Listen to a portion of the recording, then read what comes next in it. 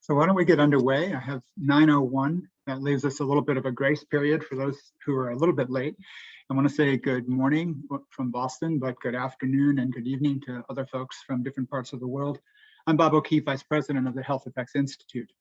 And on behalf of our workshop co-sponsors, the European Respiratory Society, and my co-chairs, Rana Anderson of the University of Copenhagen and ERS, I'm pleased to welcome you to today's webinar on a new study from HEI.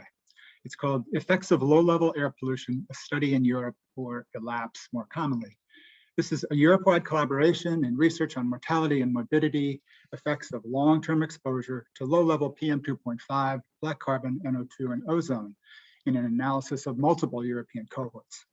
The study was funded by HEI, and for those of you who may not know, HEI is an independent, nonprofit research institute jointly funded by government and industry to provide high-quality, policy-relevant, and stringent peer review science on the health effects of air pollution.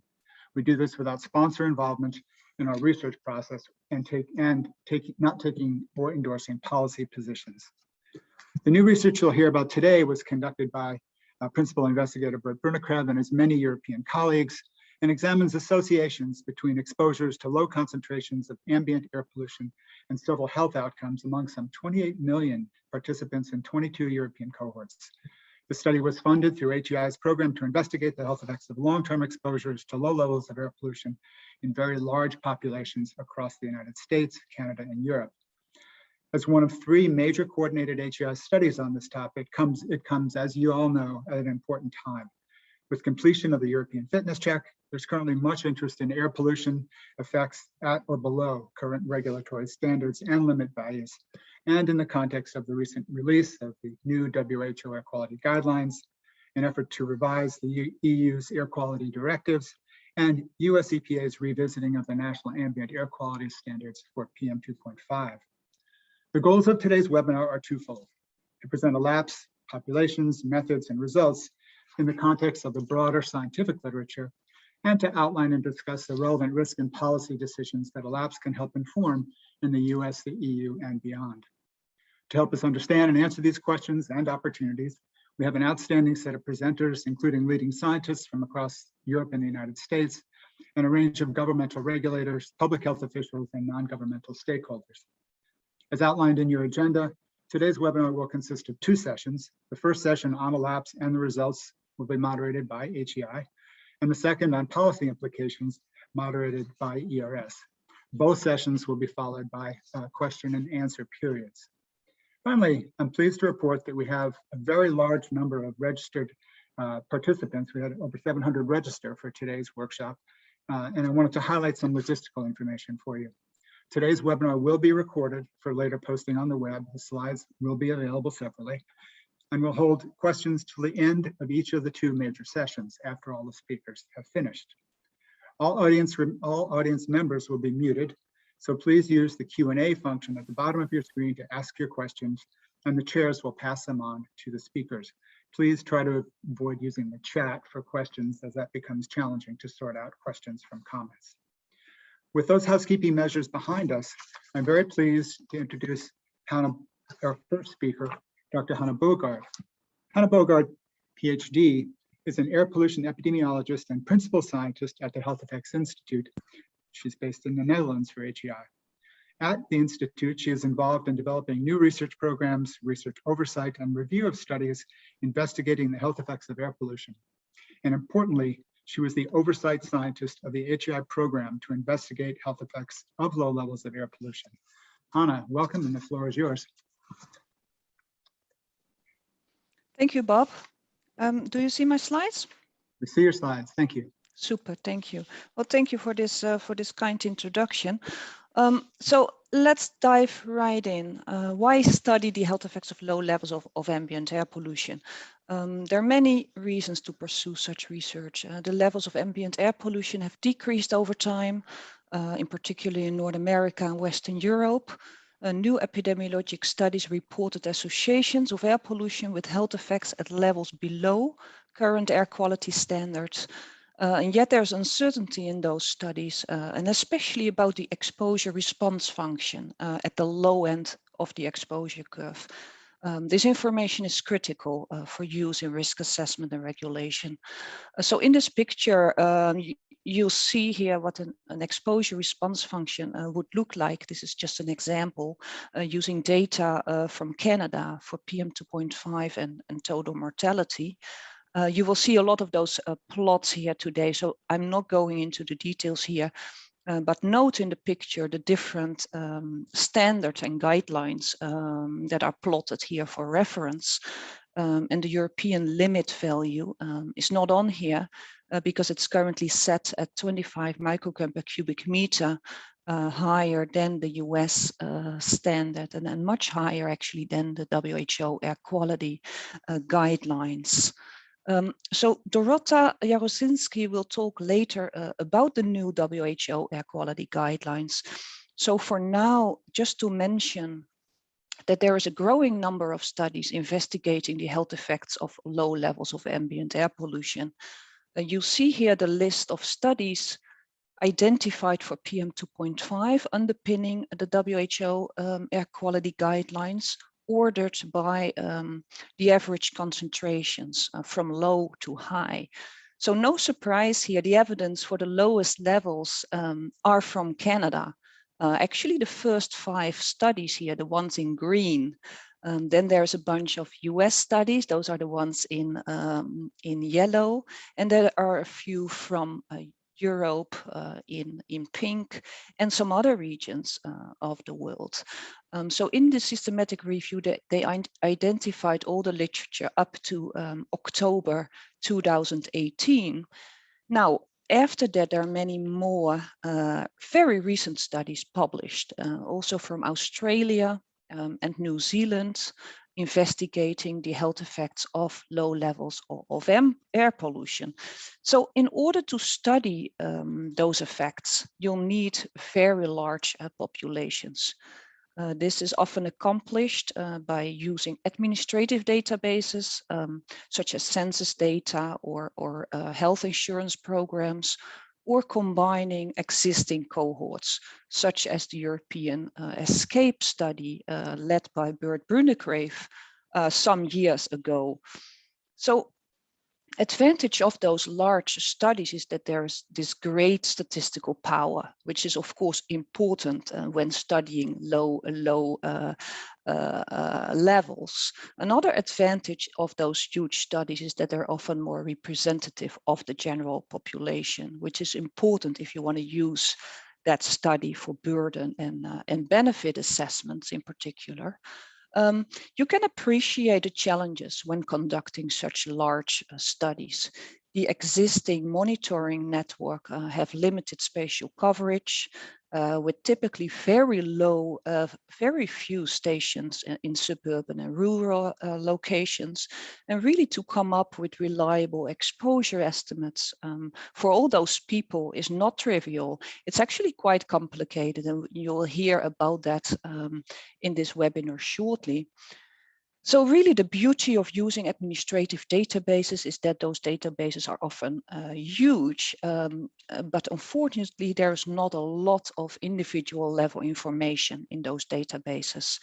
For example, what is often lacking is data on smoking or data on somebody's diet, whereas the traditional smaller cohorts have that detailed information. So indirect approaches are often needed to account for that. And again, we will hear also about that in this webinar.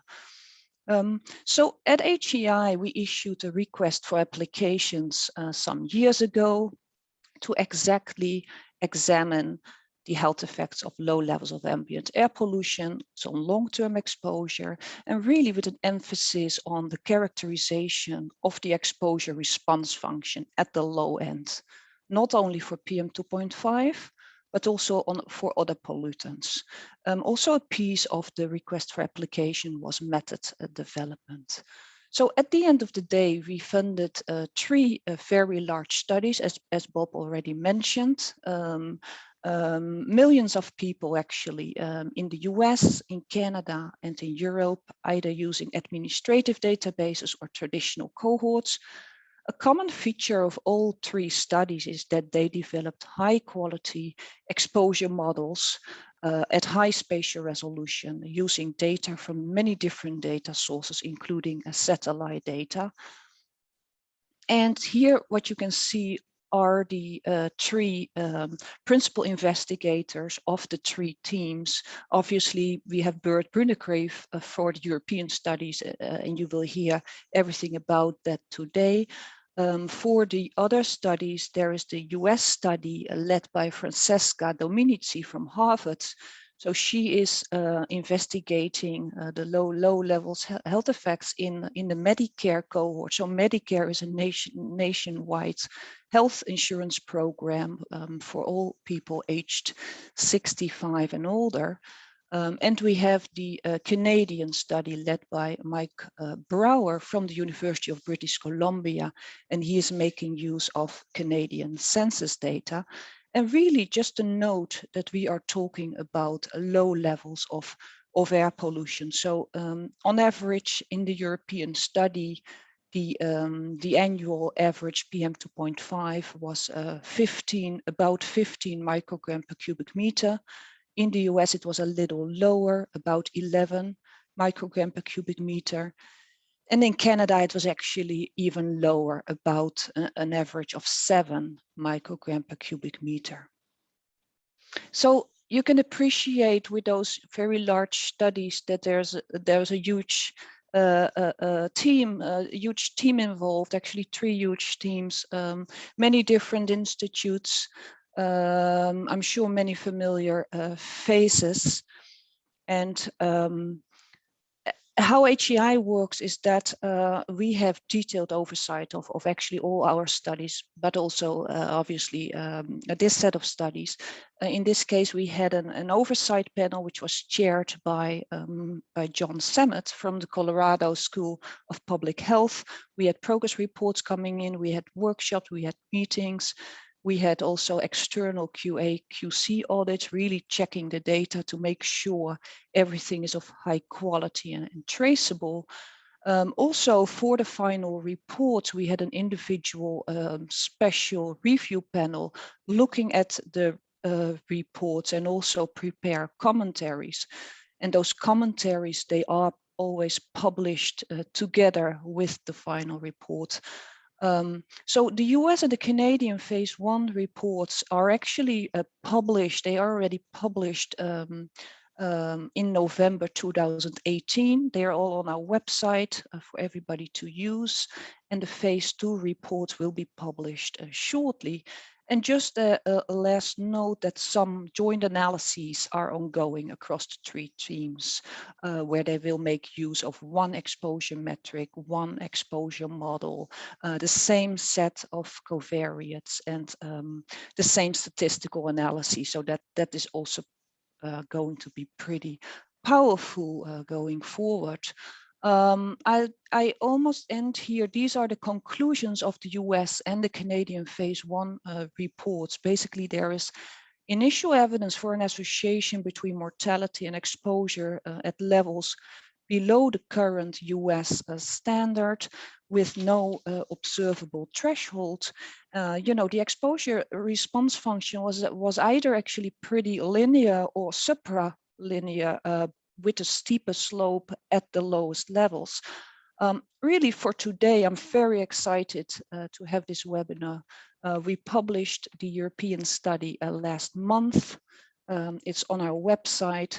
It's really unprecedented. It analyzed a full cohort of 9 well-characterized cohorts, as well as 7 large administrative cohorts, not only on mortality, but also morbidity effects, including lung cancer incidence and coronary events, not only on PM2.5, but also NO2, black carbon, and ozone, and really at a high spatial resolution, residential address level. So this is what I was planning to say. I cannot wait to hear the results today, and thank you so much.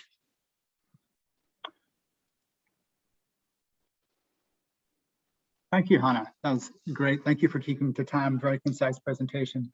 I'd like to move on to our next speaker, who needs no introduction in many ways. He's Bert Brunekreef, PhD, well known to all of you, and is currently Professor Emeritus of the Environmental Epidemiology at the Institute for Risk Assessment Sciences at Utrecht University in the Netherlands, and so much more. Bert will be talking today about the elapsed study in the pooled cohort. Welcome, Bert, and the screen is yours. Okay, I'll try to share my screen. There you go. Is this visible to everybody? Yes. Good. Thank you. Thanks for the introduction, Anna and Bob. I'm going to introduce the elapsed study to you as far as the pooled cohort is concerned. The other part will be given in a presentation by Massimo Stauffer immediately after mine.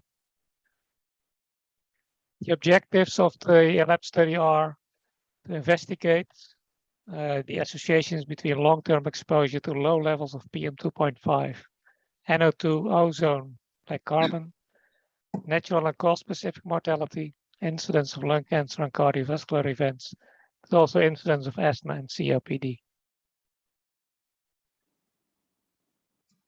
Methods: we pooled 8 of the escape cohorts and added the Danish nurse cohorts to that. So those are the 9 cohorts that Hannah was mentioning. We had large administrative cohorts from 7 countries in Europe. The pooled 8 cohorts had altogether some 400,000 subjects. The administrative cohorts more than 28 million subjects.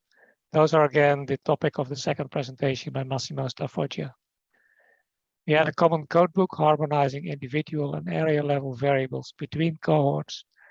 And we did central exposure assessment, PM2.5, and the other pollutants at a 100 by 100 meter resolution. Low concentrations for the purpose of this study and the purpose of this program were defined as concentrations below current annual guidelines and standards. Just to show a few examples, the previous air quality guideline of WHO for PM2.5 was 10. The EPA standard is 12, and the EU limit value, as mentioned, is 25. Anything below 25 qualifies as being low level in some respects. NO2, the air quality guideline and the EU limit value are the same at 40 micrograms per meter cube. The EPA air quality standard is 100 micrograms per meter cube, so way higher than the European and the WHO number. The pooled cohorts consists of 9 cohorts. Almost half the participants are from a large Austrian cohort in Vorarlberg. You can see the pie chart, the relative contribution of the different cohorts. In the map, the open circles are the locations where these cohorts were being investigated. So again, almost 400,000 subjects in this pooled cohort, and extensive covariate information on smoking, BMI, diet, and a number of other factors which may be important in terms of confounding associations between air pollution and health. A central exposure assessment consisted of Europe-wide hybrid land use regression models at a 100 by 100 meter scale. We used land use and road data, coupled that with satellite observations, as well as dispersion models as estimates as additional predictors. Detailed descriptions of these methods are given in 2 papers by Kees de Hoog and others, Environmental Research 2016 and Environment International 2018. And in view of the time, I won't get into the details of the exposure assessment any further in this presentation. The ground-based monitoring that we were able to use for this exposure assessment were from airbase on the one hand. There's hundreds and hundreds of monitoring stations across Europe, partly for NO2 and PM2.5, partly for NO2 only. We were also able to use the 2010 dedicated monitoring campaign results of the ESCAPE study, which was centered around the participating cohorts. The spread across Europe is less than for the air-based monitoring data. On the local scale, the monitoring in ESCAPE was more detailed than we typically have for air-based monitoring stations. We used Cox proportional hazard models with increasing levels of confounder control to do the epidemiologic analysis. As I mentioned, used 2010 pollutant concentrations, used spline subset and threshold analyses to investigate the shape of the exposure response curves and effects at low levels. conducted systematically 2 pollutant models to see whether effects of one pollutant were confounded or influenced by adjustment for another pollutant, and a large series of detailed sensitivity analyses. And the methods that we used are described in more detail in a recent paper from Avi Samoli and colleagues in Environment International. Some main results of the pooled cohort then.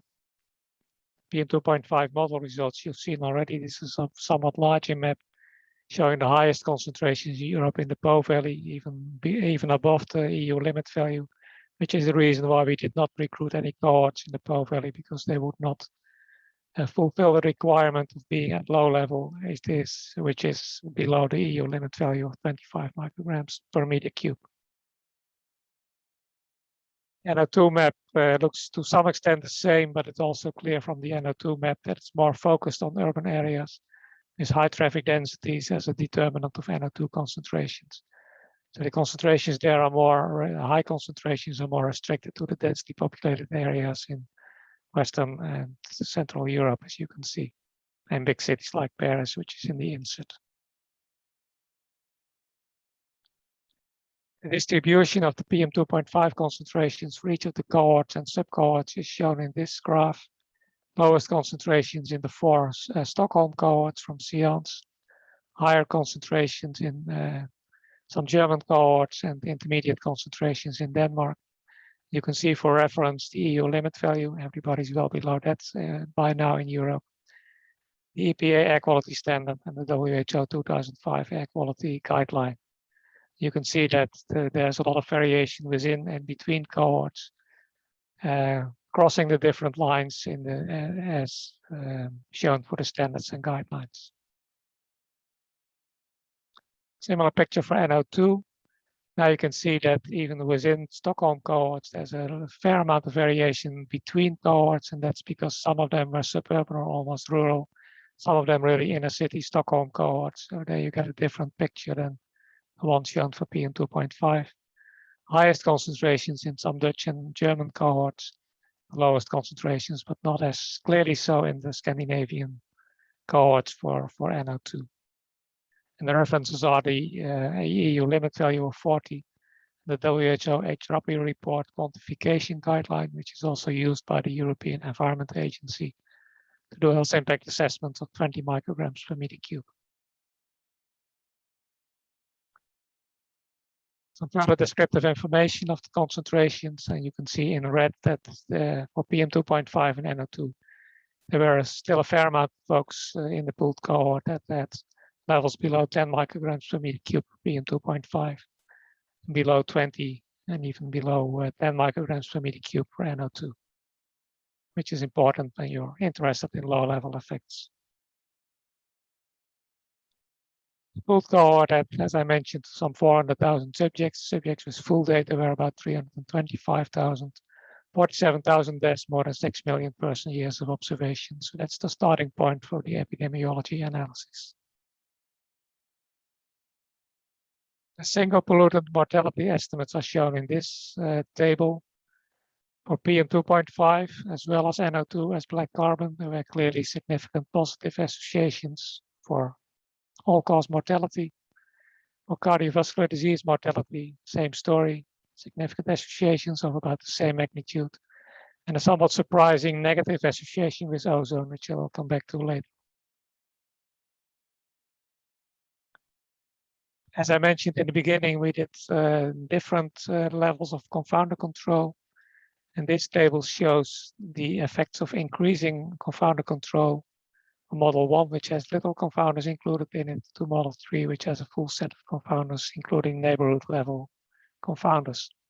What's interesting is that the adjusted and the unadjusted effect estimates for PM2.5 or for all 4 pollutants actually are not all that different. So for this analysis, it basically didn't matter very much whether you had or did not have information on smoking, BMI, etc., because including that information did not make much difference in the effect estimate, as is shown in the table going from model 1 to model 3. Some shapes. This is the natural splines for PM2.5 and NO2 pooled cohort.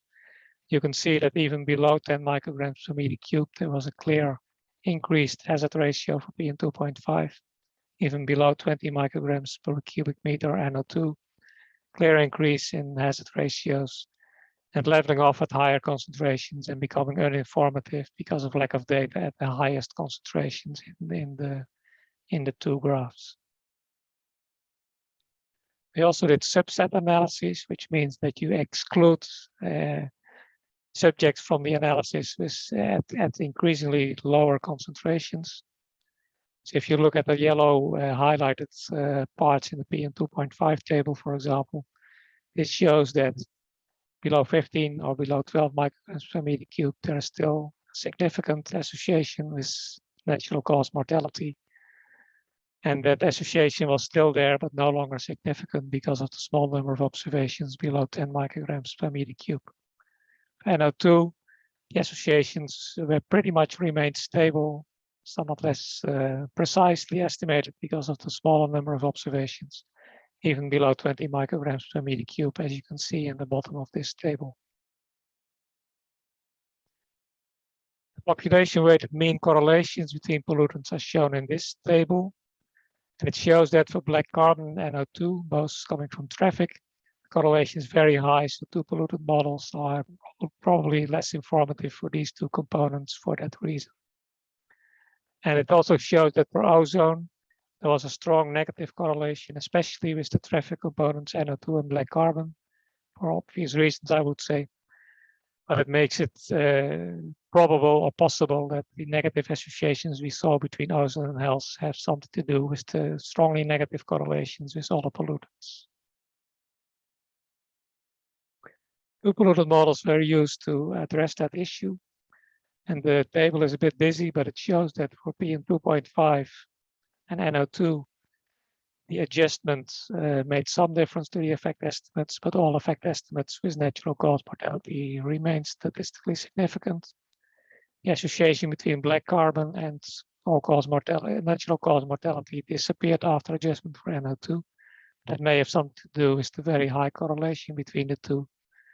The effect estimates for ozone increased a bit, but still remained significant after adjustment for the other three co-pollutants. We also looked at the effect of excluding one cohort at a time. Some cohorts might be more influential than others. And what this figures basically show is that for PM2.5, it doesn't make any difference whether you exclude one or the other cohort. NO2 and black carbon, the effect estimates become a little less after the exclusion of the large Austrian cohort, especially for ozone, which was high in the Austrian cohort. The effect estimate increased rather clearly towards unity, but not quite reaching unity after excluding the big Austrian cohort. This made us dig a little deeper into what happens if you exclude the Austrian cohort and then do the adjusted analysis. What this table shows, it's included not in the report, but in the recent BMJ paper that we published on this study. What this shows is that after the exclusion of one influential cohort, the effect estimates for ozone are all increased towards unity after adjustment for the three other pollutants. It's an important observation, we feel. As I mentioned, we used 2010 as the baseline year, as the main exposure year for the analysis. We, of course, realized that some of these cohorts were started much earlier than that in the 1990s. We extrapolated to baseline concentrations and found that in view of the strong decrease in PM2.5 concentrations in Europe, if you use baseline as a starting point and not the 2010 year, the effect estimate for PM2.5, which was pretty high in the main model, actually reduced to a number which was more in line with other published studies in recent years. The reduction was also visible for NO2 and black carbon, but less strongly so as for PM2.5. Now that's reduction, that's extrapolation to baseline. We also used the more advanced time varying analysis. And we could see that in the time varying analysis, the PM2.5 effect estimate also decreased, not as much as with the baseline extrapolation. The effect estimates for NO2 and black carbon and ozone are pretty much unaffected by the time varying analysis. So these are all sensitivity analysis, giving you some more feeling for what's actually happening in these analyses. Some morbidity endpoints for coronary events, stroke, and lung cancer. Significant positive findings for stroke with all 3 pollutants. Significant findings for NO2 and coronary events, lung cancer, and PM2.5. And positive effect estimates, but not significantly so for the other pollutants. And again, negative effect estimates for ozone, but for stroke and lung cancer, no more reaching statistical significance, as you can see.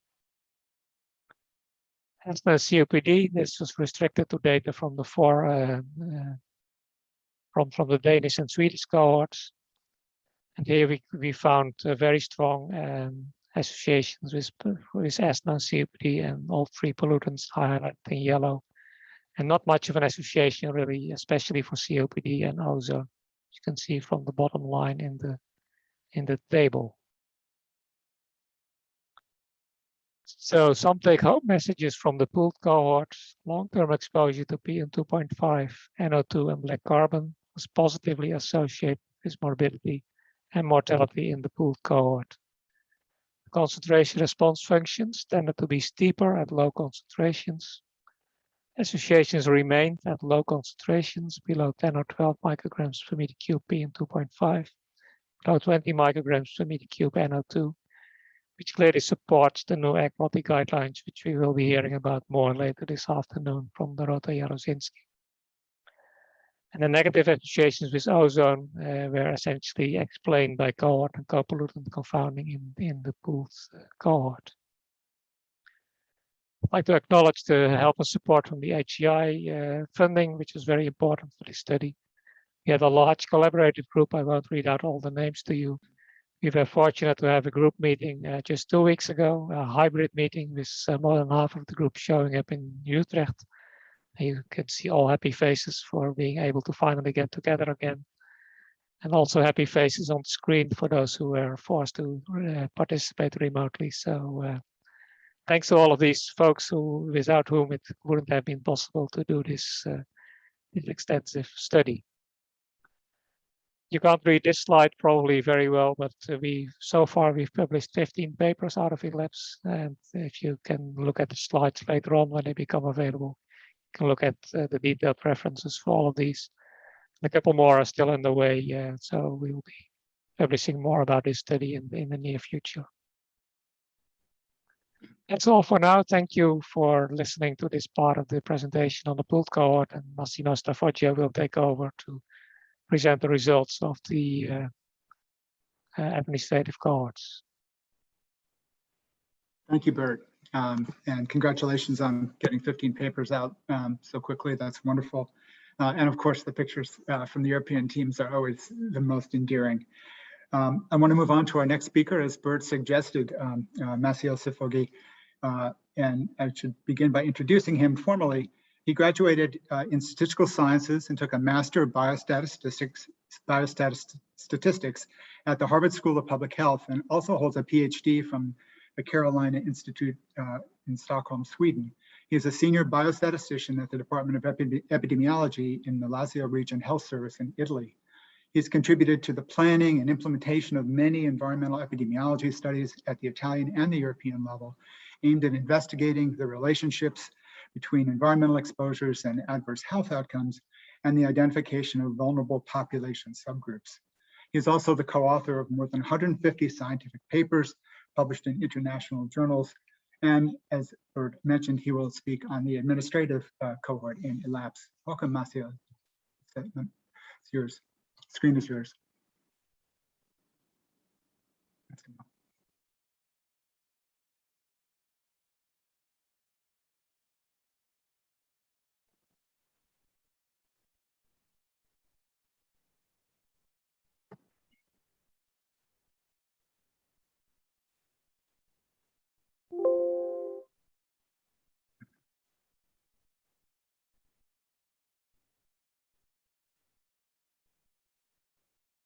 That's great. You might be on mute. I believe you're on mute.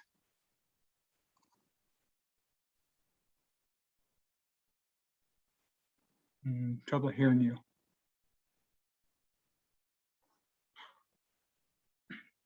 Can you hear me? Yes, now we can hear you. Thank you very much. Okay, I'm sorry. No problem.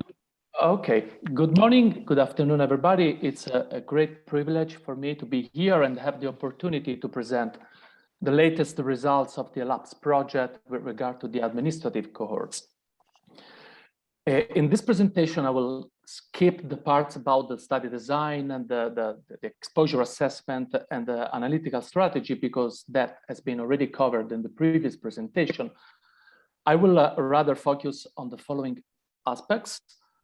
Specifically, I will present the association between air pollution and mortality, and co-specific mortality in the 7 large administrative cohorts of Europe. I will present some results about the exposure response functions with a focus at the low extremes of the exposure distribution. And then I will focus the attention on the 2 pollutant models to check the robustness of the main results to co-pollutant adjustment. And finally, I will present some novel results on the indirect adjustment because we already heard previously about the limitation of the administrative cohorts in terms of availability of individual level covariates. So it is important here to show how much estimates change if we adjust or not by smoking and BMI.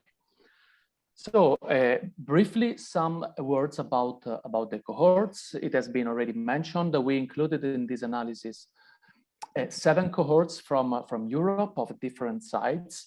You can see from approximately 1.5 million subjects in the Roman and English cohort up to more than 8 million subjects in the Dutch cohort, for a total of more than 28 million participants with complete data on exposure and covariates. We will see in the next slide the availability of individual level and area level confounders we were able to collect. And in terms of analytical strategy, differently from what was done in the pooled cohort, here the cohorts were analyzed individually, meaning that each cohort analyst analyzed its own data, and then only the results were pooled into a random effect meta-analysis. So this is an overview of the individual level and area level covariates, which were available for the 7 cohorts. You can see that for some of the covariates were available in all the cohorts, such as age and sex. Some others, like education level, occupation status, and marital status, were available in most of the cohorts. While in some other covariates, like, for example, country of origin, mother tongue, etc., were available only in a few of them. As I said at the beginning, smoking status and BMI were available only in 1 cohort, in the English cohort. For all the other cohorts, we had to rely on the indirect adjustment methods, as we will see at the end of the presentation. However, we also supplemented the information from area level confounders aimed at capturing the contextual characteristics of the residential area of the participants in terms of both income, education, unemployment rate, ethnicity, and the socioeconomic score indices. In total, we analyzed almost more than 3.5 million beds for a total of almost 260,000 260 million person years. So this is an overview of the exposures in the seven cohorts, where we can see, as in the previous presentation, we also here have a clear north to south gradient in terms of exposures with the higher levels in Southern Europe cohorts, and the smaller concentrations in the Scandinavian cohorts, such as the Norwegian and the Danish cohorts. Specifically, the Norwegian cohorts contributed with a lot of information below 10 micrograms per cubic meter, where most some of the other cohorts had information also below 12, and most of them below 15 micrograms per cubic meter. For NO2, again, we see the same north to south gradient, but also, as in the case for the pool cohorts, we see a lot of exposure variability within cohort, as it is depicted by the sides of the boxes for each cohort. So I will start now with presenting some results about the association between the 4 air pollutants and cause-specific mortality from single pollutant models where air pollutant was entered as a linear term. So in this case, you can easily see a significant and positive associations between PM2.5, NO2, black carbon with all the study outcomes with estimates which are somewhat higher for lung cancer mortality. And again, as was the case for the pooled cohort, here we see a negative association with ozone that we will comment later in the presentation. In the next couple of slides, I will present some cohort-specific results, just to give let's say, the idea of the heterogeneous results across cohorts. In this case, you can see that all the 7 cohorts presented positive associations between PM2.5 and mortality, although some of the cohorts, for example, the Danish one, presented much higher effect estimates. A similar picture is for NO2, where you can see again 6 out of 7 cohorts with positive associations, the only exception being the Belgian cohort, which had basically a null association. And again, the Danish cohort presented a higher estimate compared to the others. In these 2 plots here, we present the results of our meta-smoothing approach, where basically what we did was to analyze the exposure response function between the 2 pollutants and mortality using natural splines within each cohort, and then we meta-analyzed the cohort-specific shapes.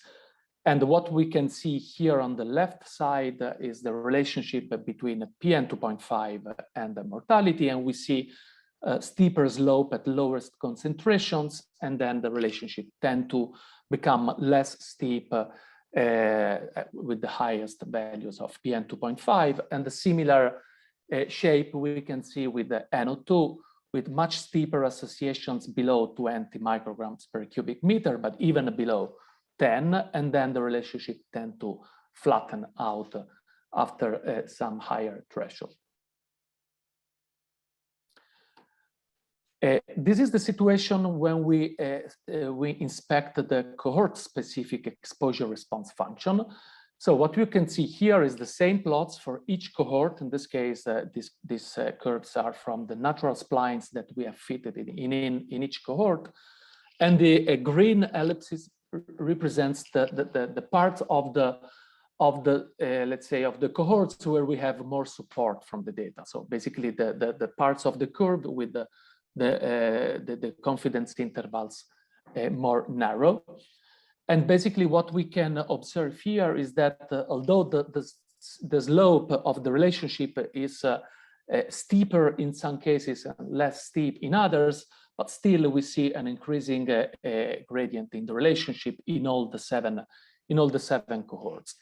Interestingly, most are the Danish and the Norwegian cohort, which contribute with the PM2.5 concentrations well below 10 micrograms per cubic meter.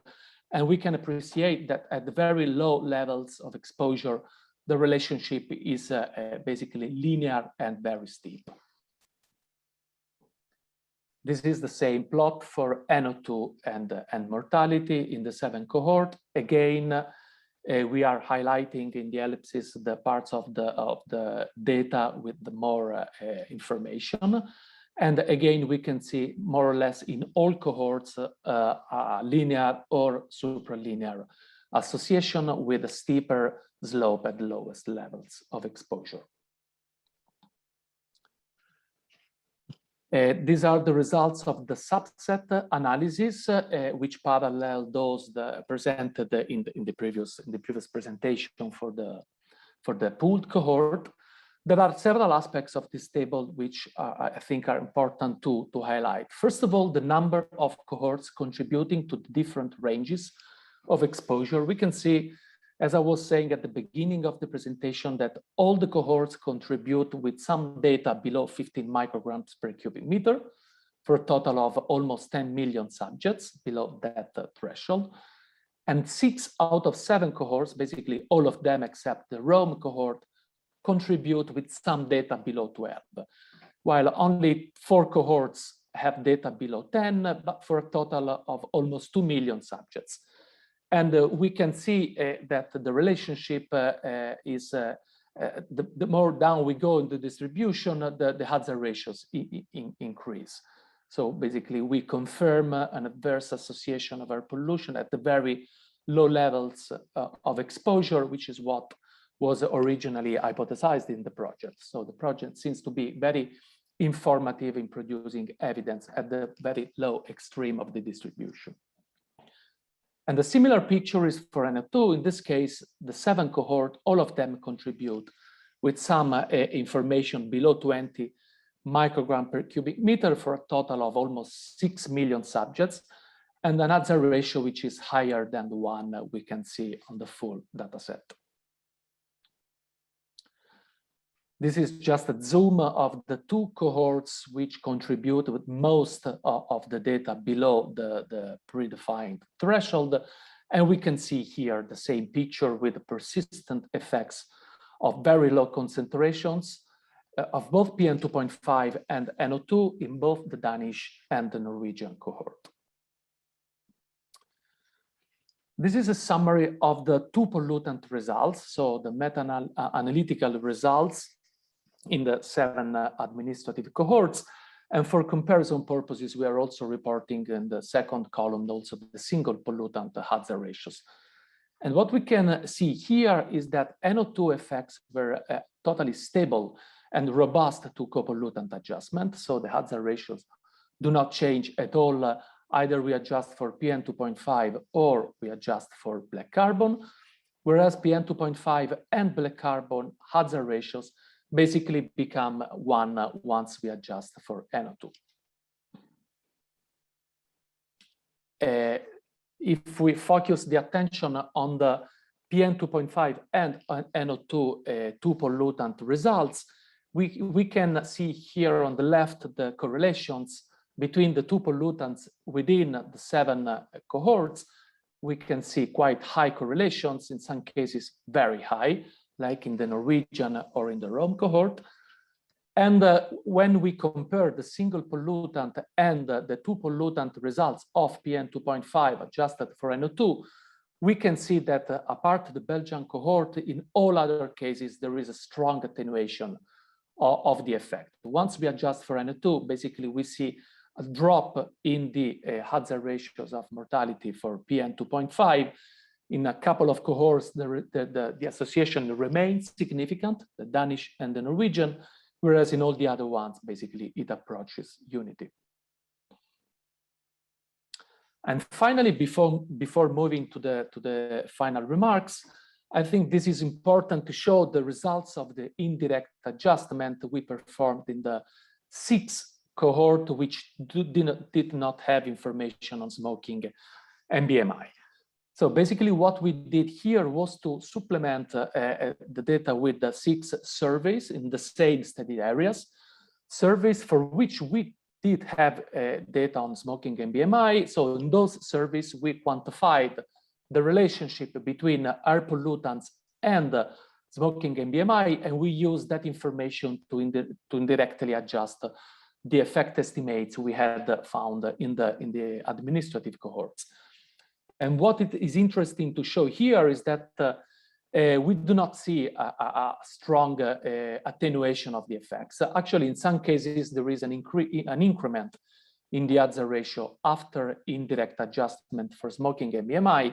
This is, for example, the case for the Rome cohort and for the Belgian cohort. And the reason is that in those surveys, the relationship between air pollutants and the smoking and BMI were negative, even after adjustment for the other confounders. So very, very briefly, some discussion points. It's just a summary of the main results we just saw. We saw that virtually all subjects had PM2.5 and NO2 average exposures below the EU limit values, but also a large fraction of the study population had the PM2.5 exposures below the US standards and the WHO guideline values. We found significant positive associations between PM2.5, NO2, and black carbon with cause-specific mortality. And when we inspected the concentration response functions, although it differed somewhat between cohorts, most of the associations were generally linear to supralinear with no indication of a level below which no associations were found. The same picture was came out from the subset analysis, which documented that these associations remained at the low levels, so below 10 micrograms per cubic meter, PM2.5, and 20 for NO2.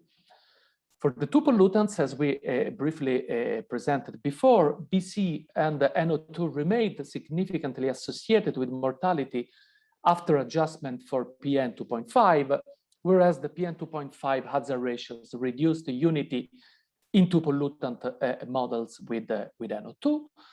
And finally, the indirect adjustment for smoking and BMI basically confirmed the main findings. We didn't see a clear attenuation of the associations after indirect adjustment for these covariates. So to conclude, just a few strengths and limitations of the whole ELAPS project, not just the administrative cohort part.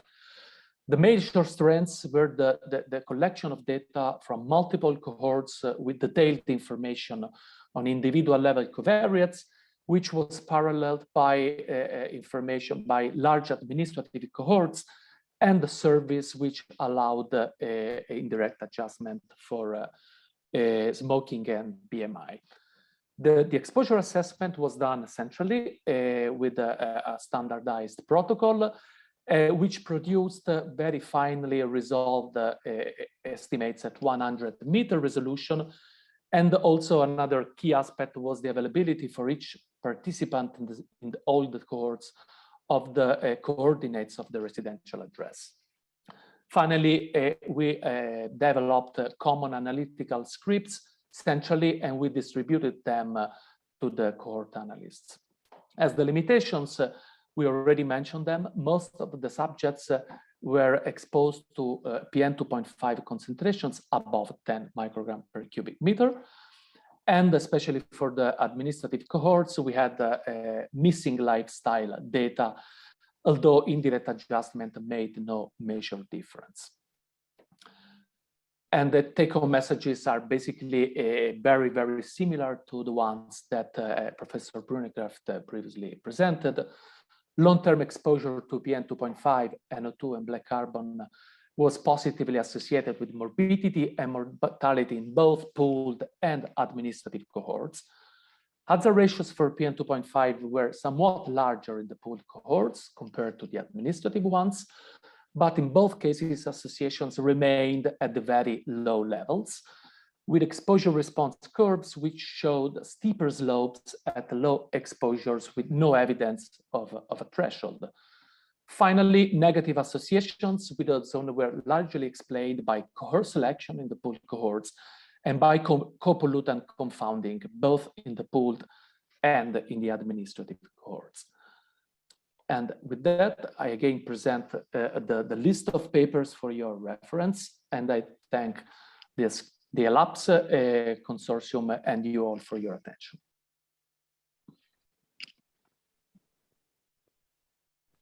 Thank you, Massimo, for that very nice and concise presentation. We appreciate it. And thank you so much for keeping to time with both you and Bert, which leaves us about 15 minutes for some questions and answers, which was quite wonderful. I wanted to, I'll begin and we'll I'll alternate with my co-chair asking Q&A. I thought I'd begin with a question that was answered in the chat very briefly, but it seems relevant. And that goes to the Balkan region as the first question. Is the Balkan region included in monitoring and in the studies?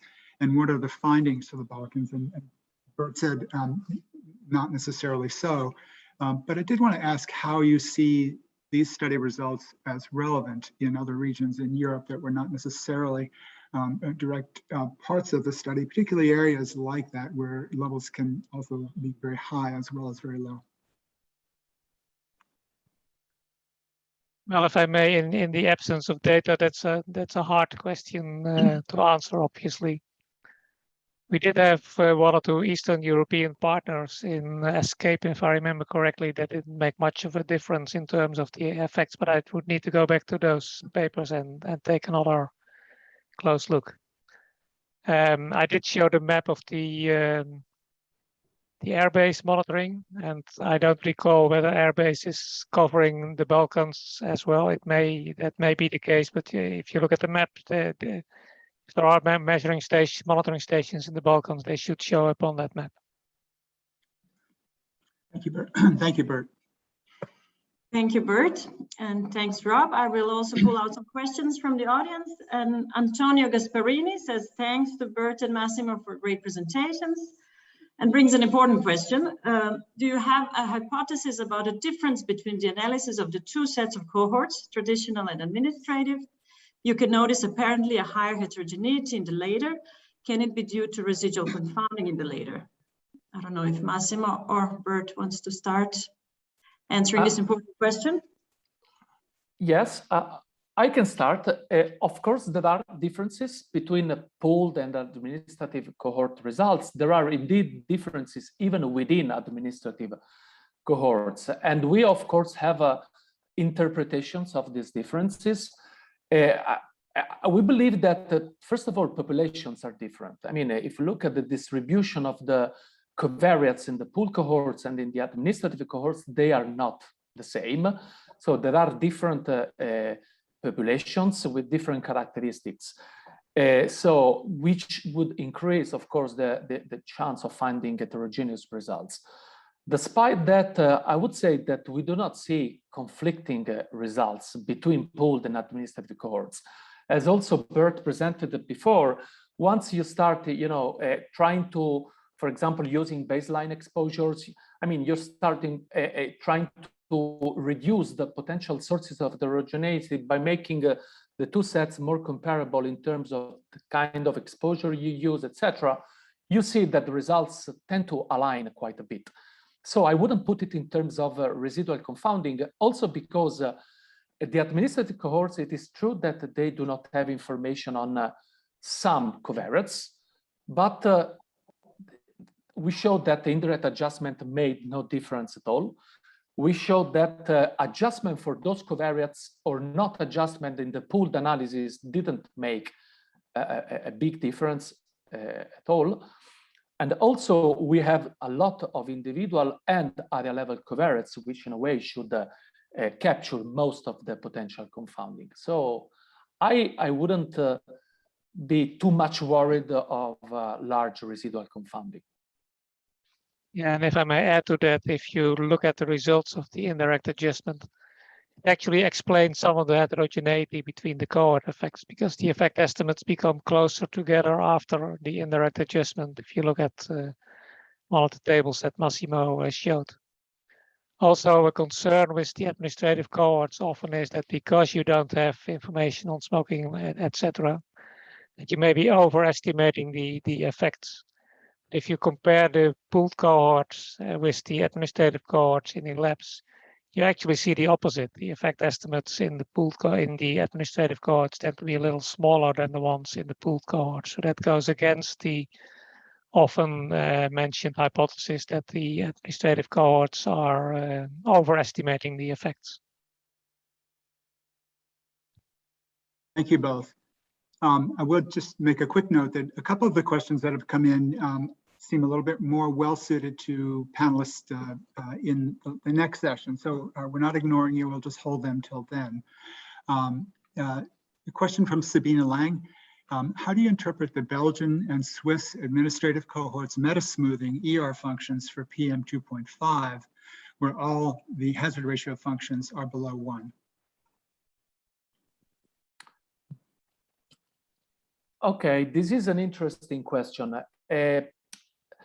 Actually, if we look at those plots, as I've presented before, it is true that there are parts of the curve where the relationship goes down, but that is the part with less information. The confidence bands are very, very wide. If we focus the attention, that was the purpose of putting those circles around the most informative section of the data. If you look at the section of the data where we do have information, the relationship becomes positive. The fact that in the plot, the hazard ratios in the first part were below 1, they are simply because the reference point in those plots was the minimum value, which was when the information was little and the curve started to decrease. But I think that rather than commenting let's say the y-axis of those curves, we should comment the shape of the curve, especially in the part of the curve where we do have information. And in that part, we still see a positive increasing hazard ratio. Thank you. And if I may add to that, when we developed the air quality guidelines, as Dorota will be telling you about in more detail later, we actually said that we would focus on those parts of the exposure response curves which were above the 5th percentile of the distributions. If you would look at what happens below the 5th percentiles of the distributions in the labs, now you will see some of the heterogeneity that Massimo was referring to and has shown. So I think that supports the choice that we made in WHO air quality guideline revision, to not focus too much on the very lowest part of the exposure response curves because of the uncertainty related to the sparseness of the data. Thank you both.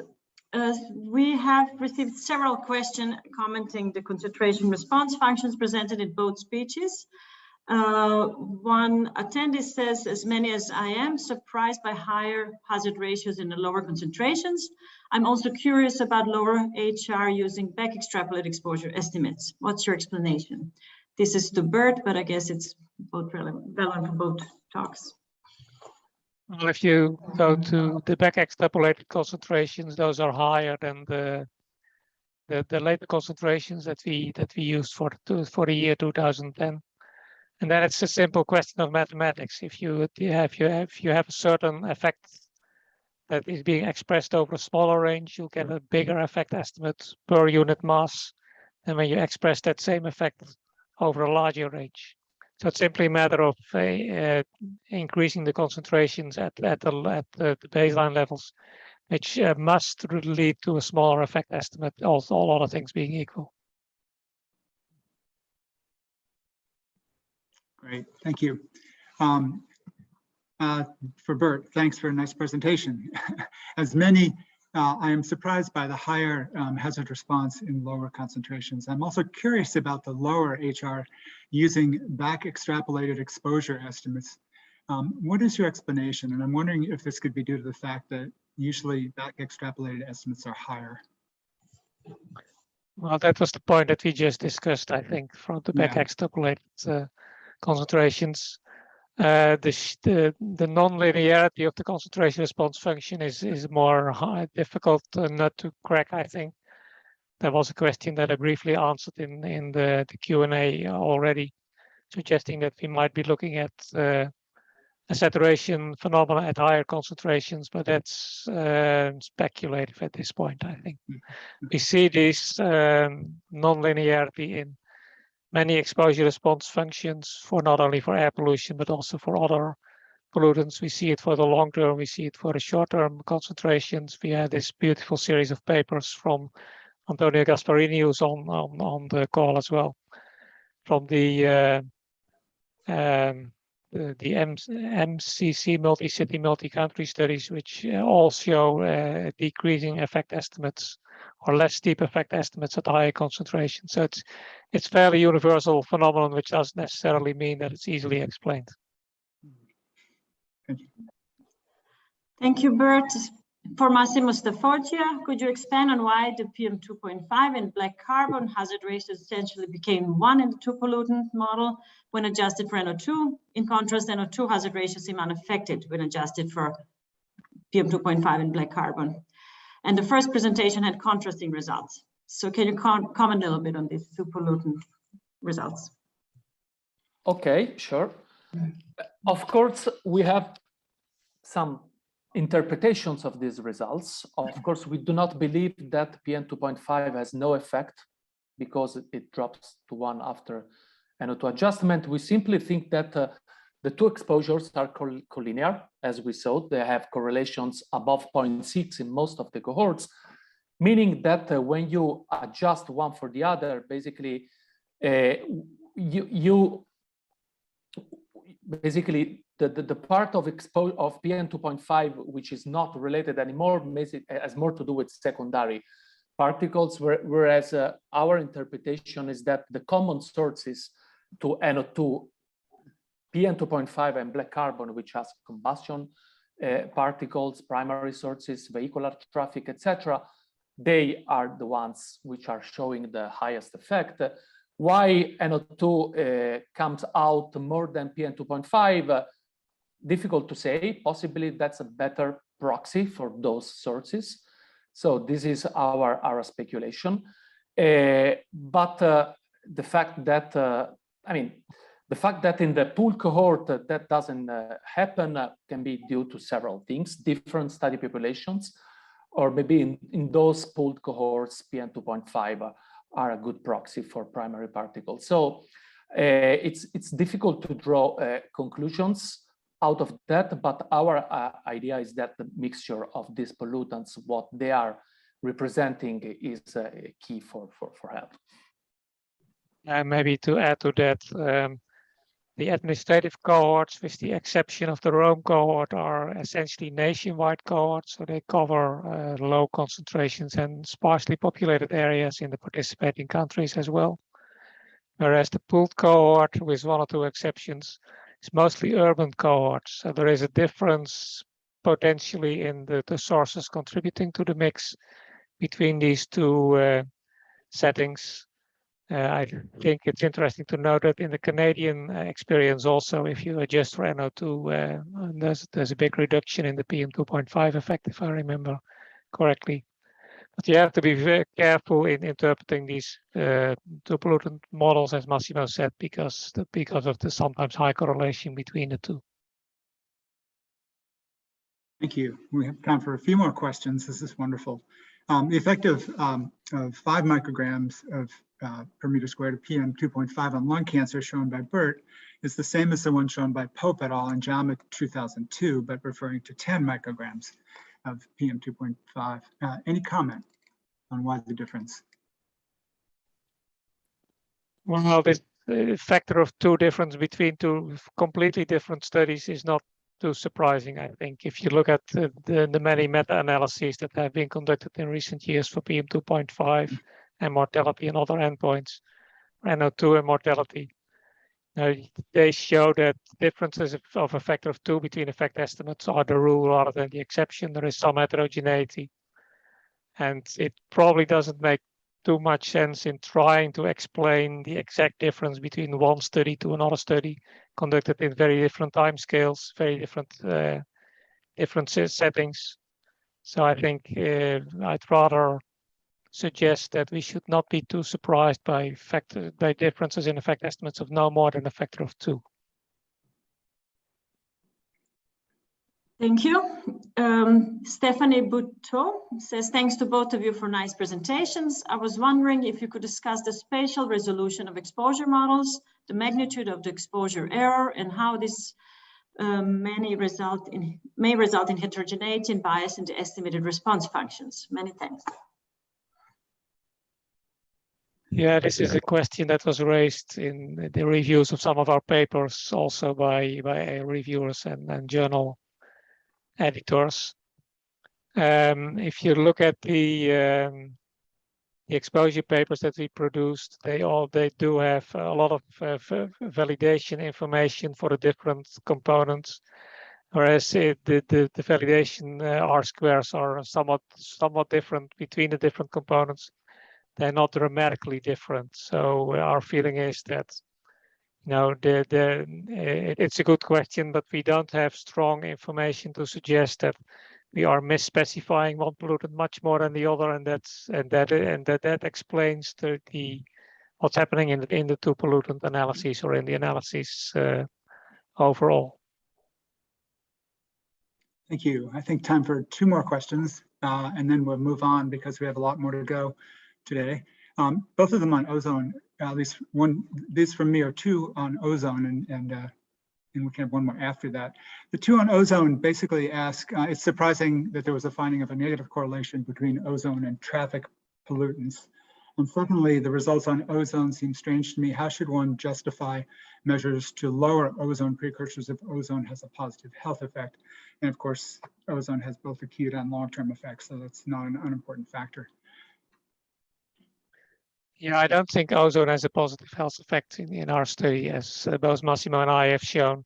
If you do careful sensitivity analyses, the ozone negative association with ozone pretty much disappears. We do have a situation in which at the 100 by 100 meter scale exposure assessment that we do, there is a strong negative association, especially between NO2 and black carbon on the one hand and ozone on the other hand, which we don't really see, I think, across the ocean, where the situation is apparently different. The ranges of ozone concentrations within countries and within cohorts in Europe is also small compared to the North American studies, which makes it difficult to find effects of ozone given the small exposure ranges. But at this point, I think we are pretty confident that there is no protective association with ozone in view of the sensitivity analysis that we've done. At the same time, we don't see in our data a positive association with ozone. And that is different from the situation in Canada and the United States. But I do need to emphasize again that we have these strong negative correlations with NO2 and black carbon. And there's actually one example of a study from Denmark using the same health data, but another exposure model than we have used. It actually shows that after adjustment for NO2, the negative single pollutant association with ozone that they found actually changed to a positive association. But again, in a situation with a very strong negative correlation between NO2 and ozone. So there's more to explore when it comes to ozone in Europe, for sure. Thank you, Bert. To Massimo Stafoggia from Anna Johannessen, thank you for sharing the exciting results. Do you have any explanation for why the effects of air pollution, exposure, or mortality was strikingly higher in Danish data than in other countries? Underlying lifestyle, different backgrounds, other things? Then Joseph Cyrus had similar question, why the results between Denmark and Belgium differ so much, if you have some explanation. This is a good question, more for our chair here. No, as I said at the beginning, it's quite difficult to find exhaustive explanations of why results in the Danish results are so strong. It can be, so it is just speculations. It can be a matter of population characteristics. But it is difficult to find a biological explanation of that. I would rather say it has to do with the population composition in the Danish cohort. But of course, that will be, I'm sure it will be further investigated by our Danish colleagues. Zorana. And again, if you look at the effect of indirect adjustment, that actually makes the difference between the Danish findings and the other findings less. It's still there. But it looks like it may have something to do with the unavailability of certain covariates in one country compared to another, and a difference in the relationship between things like smoking and air pollution, which may be different in different countries. Thank you both. We need to end here, although it's quite clear from the questions we could go on with this for quite a long time. So we really appreciate your insight. It's time to move on to the second portion of our webinar. What are the risk assessment and policy decisions to be informed? And you've been speaking with Zorana Anderson, but I just wanted to say a little bit more about her, who will be chairing this session. She's professor of environmental epidemiology at the Department of Public Health at the University of Copenhagen, but she's also the chair of the European Respiratory Society on the Environment and Health Committee, and has a very long and rich portfolio of research and capacity building in Serbia and Western Balkans, among others. So it's a great person to chair this session. Zorana. Thank you very much, Bob. And I would like to, reflect a little bit on this great results from the lab studies. Also as a chair of Environment Health Committee at European Respiratory Society, we are with great interest waited for these results, and I think also seeing that the results of a lab study shows again that some of the health effects seem to be strongest for respiratory disease, and we've seen both in pooled and administrative cohorts that results from lung cancer were some of the strongest associations, as well as very strong associations reported for asthma COPD. This is something that we see with great interest, this new evidence to show that air pollution policy needs to take this very seriously, especially for respiratory patients. With this, we will take the discussion to the next part of the webinar to reflect more on what these results can do for upcoming policy. And we will start with a presentation by Mikhail Krizanovsky, and then open up for a panel discussion. And with this, I will first introduce Mikhail, who will talk about what are the risk assessment and policy discussions to be informed. Mikhail Krizanovsky is also a well-known name. He's environmental epidemiologist, currently holding a position as a visiting professor at the School of Public Health at Imperial College in London. He's very active as an expert and consultant for WHO, UN Environment, and other organizations, as he's been a member and a co-chair of the WHO Guideline Development Group and a member of Health Effects Institute Global Health Oversight Committee. With this, Mikhail, I will give the word to you. Thank you. Good morning, good afternoon to everyone. I try to share my, my screen, but not this one.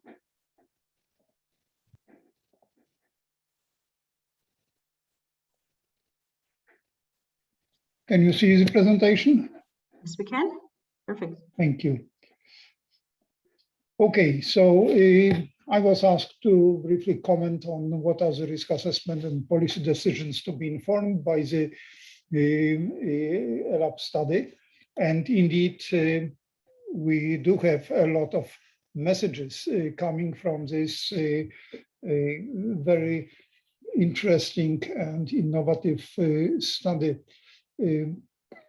First, I want to show again the pictures of the exposure response or the concentration response functions, which you have seen. You have seen more of those functions, but very important message coming from them is that both for PM2.5 and NO2, there is a significant decrease in risk to mortality and other health outcomes when you go down with the concentrations, go down far lower than the previous air quality guidelines and reaching current air quality guidelines. And this for both pollutants, especially for NO2, for which the previous guidelines were basically at the edge of the distribution of exposures observed in the study. So why it is important for European policymaking? Very important aspect is the European population covered by ELAPS study. The air quality guidelines, those new air quality guidelines, use the evidence from all over the world, and the lowest studies, studies conducted with the lowest concentrations used in air quality guidelines were those from Canada and United States. So now ELAPS is joining this set of studies showing that the situation with the drop of risk, health risk in lower concentrations down to the new air quality guidelines is also observed, is also confirmed in Europe. So there is no reason why European air quality should be higher than or should be worse than in the United States or the other places. Everywhere we will drop the pollution in highly polluted places and low polluted places in Europe, there will be health gain. For NO2, the message is the same and even more ambitious, I would say, because most of population is living in places where NO2 levels are exceeded quite significantly in Europe. And ELAPS study in this case is N4 is strengthening the message from Air Quality Guidelines review, in which 3 out of 5 lowest studies were actually from Europe. So here we have just strengthening of this message and amplification of it. There was a lot of discussion, also questions about the risk function or risk functions produced by ELAPS. Here I used a combination of various tables from Bert's from ELAPS report. Just summarizing the risk coefficients from the ELAPS study, from the pool cohort, and administrative cohort, with other low-level studies conducted recently, as well as with the results of meta-analysis done independently, by the way, by 2 teams on PM levels, and another conducted for Air Quality Guidelines review on NO2.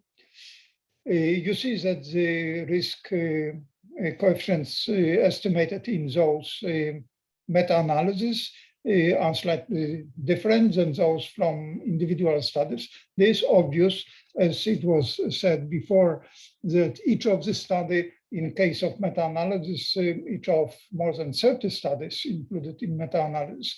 Well, in each study, there are different methods, different populations studied. Question is, which of those risk coefficients to be used in future health risk assessment? My preference would be to go for meta-analytic results rather than for individual study results. But this is certainly something which has to be intensively discussed. Another point I want to re-emphasize, also using the results of the new study from far away, from New Zealand, which was showing basically the same results as ELAPS. What is interesting here and what has to be emphasized is that all population in New Zealand lives in rather high air quality or low pollution levels. As for Europe, the mean values are shown here on the slide. The point is that similarly as in the ELAPS study, when the PM effects were adjusted for NO2, the effects were slightly attenuated, but it was not happening when NO2 effects were adjusted for PM 2.5.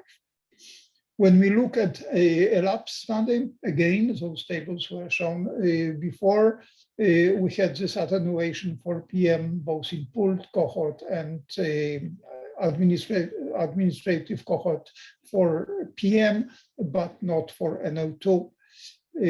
Conclusion here for health risk assessment is that, well, now we should start using NO2 effects more intensively, and also use 2 pollutant model for accounting for possible double counting. As mentioned before, the black carbon effect disappears when adjusted for NO2. Well, this is also something which has to be studied more. As discussed in the question and answer session, black carbon might be here indicator of the same type of pollution, the same type of emissions as NO2. So probably studies conducted in places where black carbon is coming from other sources and transport would be quite beneficial for deepening knowledge on this topic. So in conclusion to this, short presentation is that, well, I believe that a lab study fully supports policies aiming at reaching air quality guidelines level from 2021 for PM 2.5 and NO2. For health risk assessment, I would think that at this moment we can do health risk assessment with risk coefficient from meta-analysis.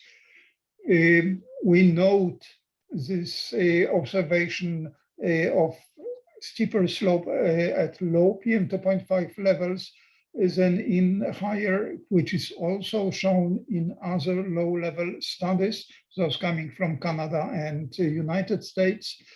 I believe the two pollutant analysis should be done for PM 2.5 and NO2, and responding to one of the questions in NO2, yes, current reference level or cutoff level used by EEA of 20 is, I would say, obsolete.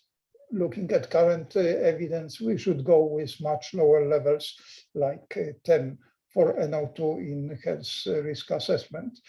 But overall, I think it is time to reconsider all this new accumulated evidence to develop strong recommendations and methodology for using information on concentration response functions in health impact assessment, exploring both heterogeneity of the results from various studies and also the shapes of concentration response function. And the last point is about the black carbon. I think it is time to also to implement one of the good practice statements from the new guidelines and analyze a specific role of black carbon independently perhaps of NOx as indicator of harmful pollution. So thank you very much. Thank you very much, Mikhail, for giving this nice overview of the comparison of a lab's results in the context of the other recent analysis from the similar projects from Canada and US, as well as recent meta-analysis. And this for setting the stage for upcoming panel discussion. I'm very pleased that we have 4 panelists today that will reflect more on importance of these results and need for our policy. Upcoming policy at EU level, and also with some reflections on the situation in US. We have 4 panelists, Dorota Jarosinska from WHO, and Stauffer from Health and Environment Alliance, Tom Lubin from US Environmental Protection Agency, and Thomas Heinrich from European Commission. And we will start with Dorota Jarosinska, who will take us back in time 2 weeks and present again new WHO air quality guidelines. And I would like to introduce Dorota while she's preparing her slides.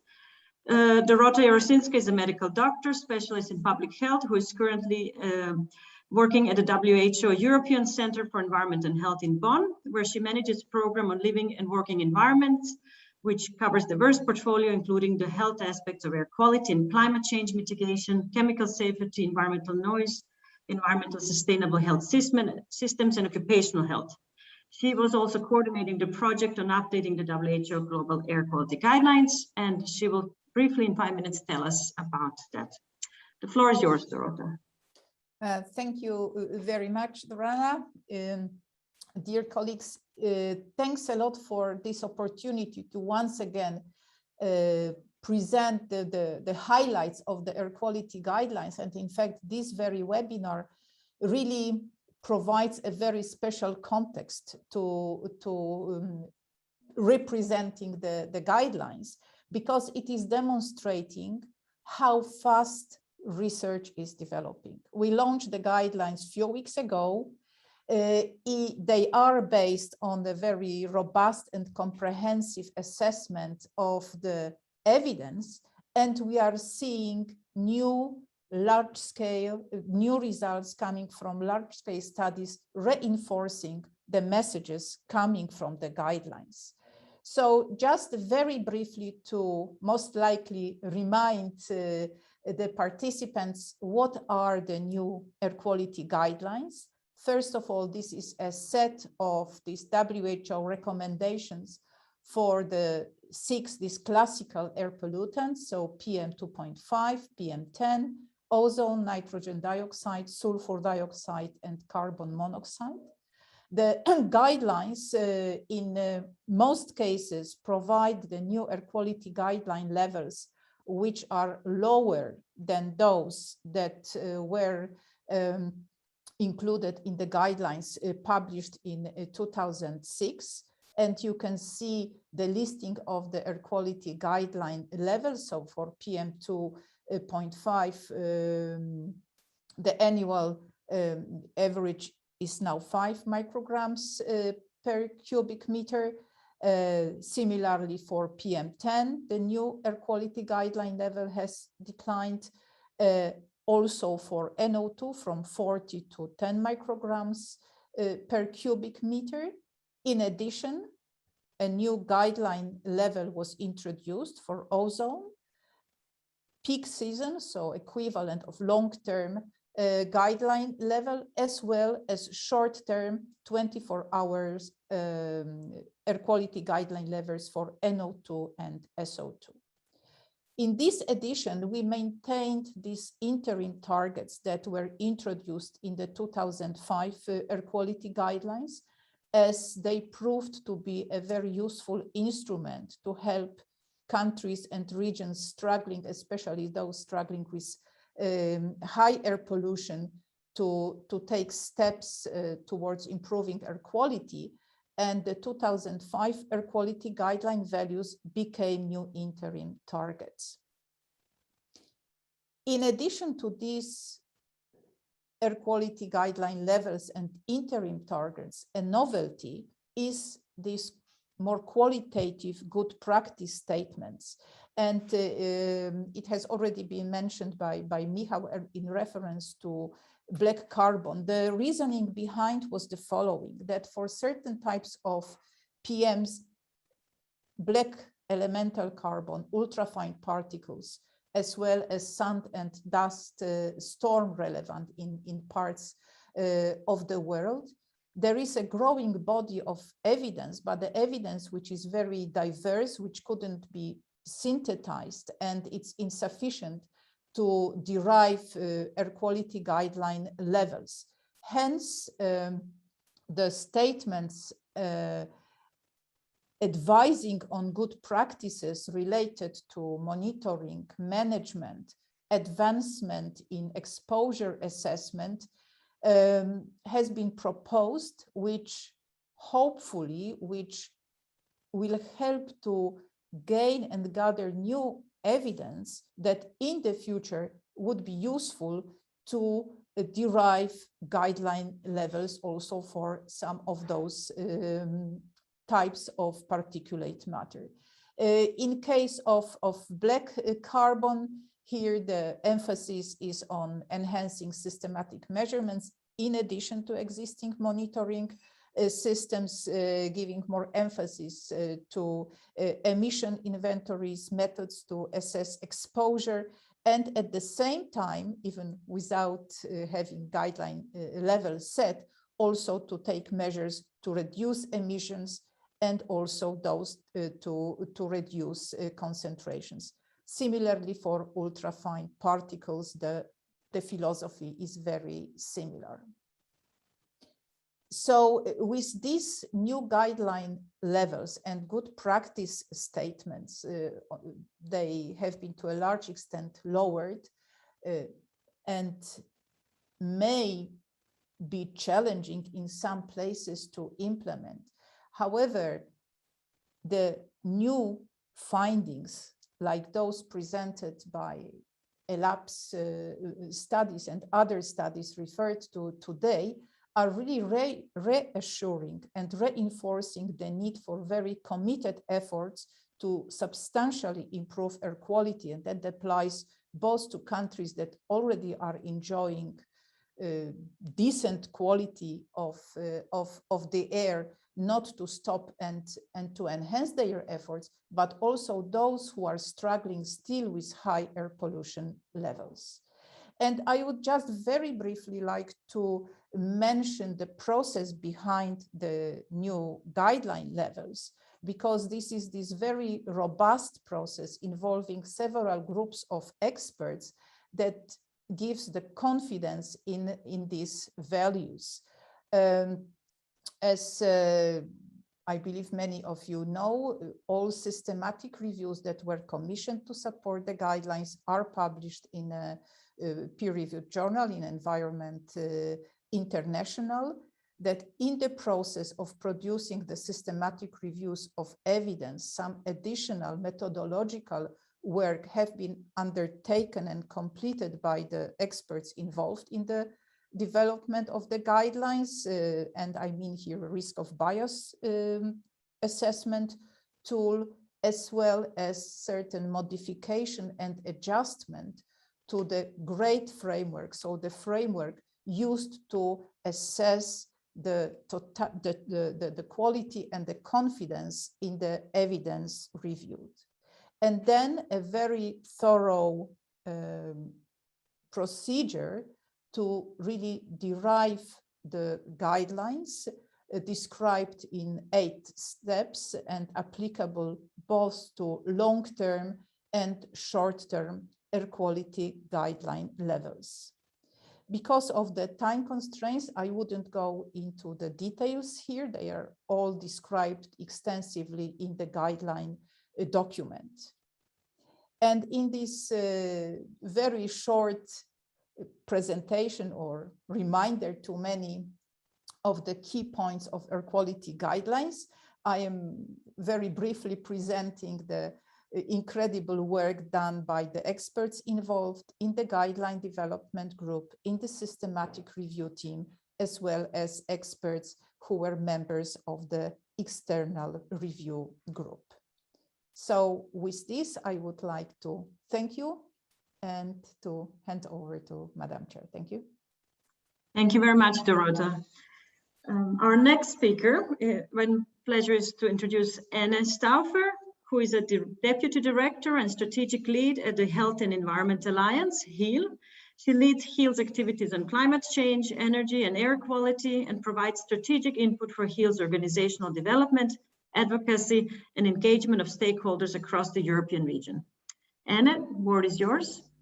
Thank you very much, Sarana, and thank you for the opportunity to speaking to you all this afternoon about the policy implications of the ELAP study and also the WHO guidelines that we've just heard about. And I wanted to start by saying that HEAL is an alliance, an umbrella organization of over 90 member organizations from the health community.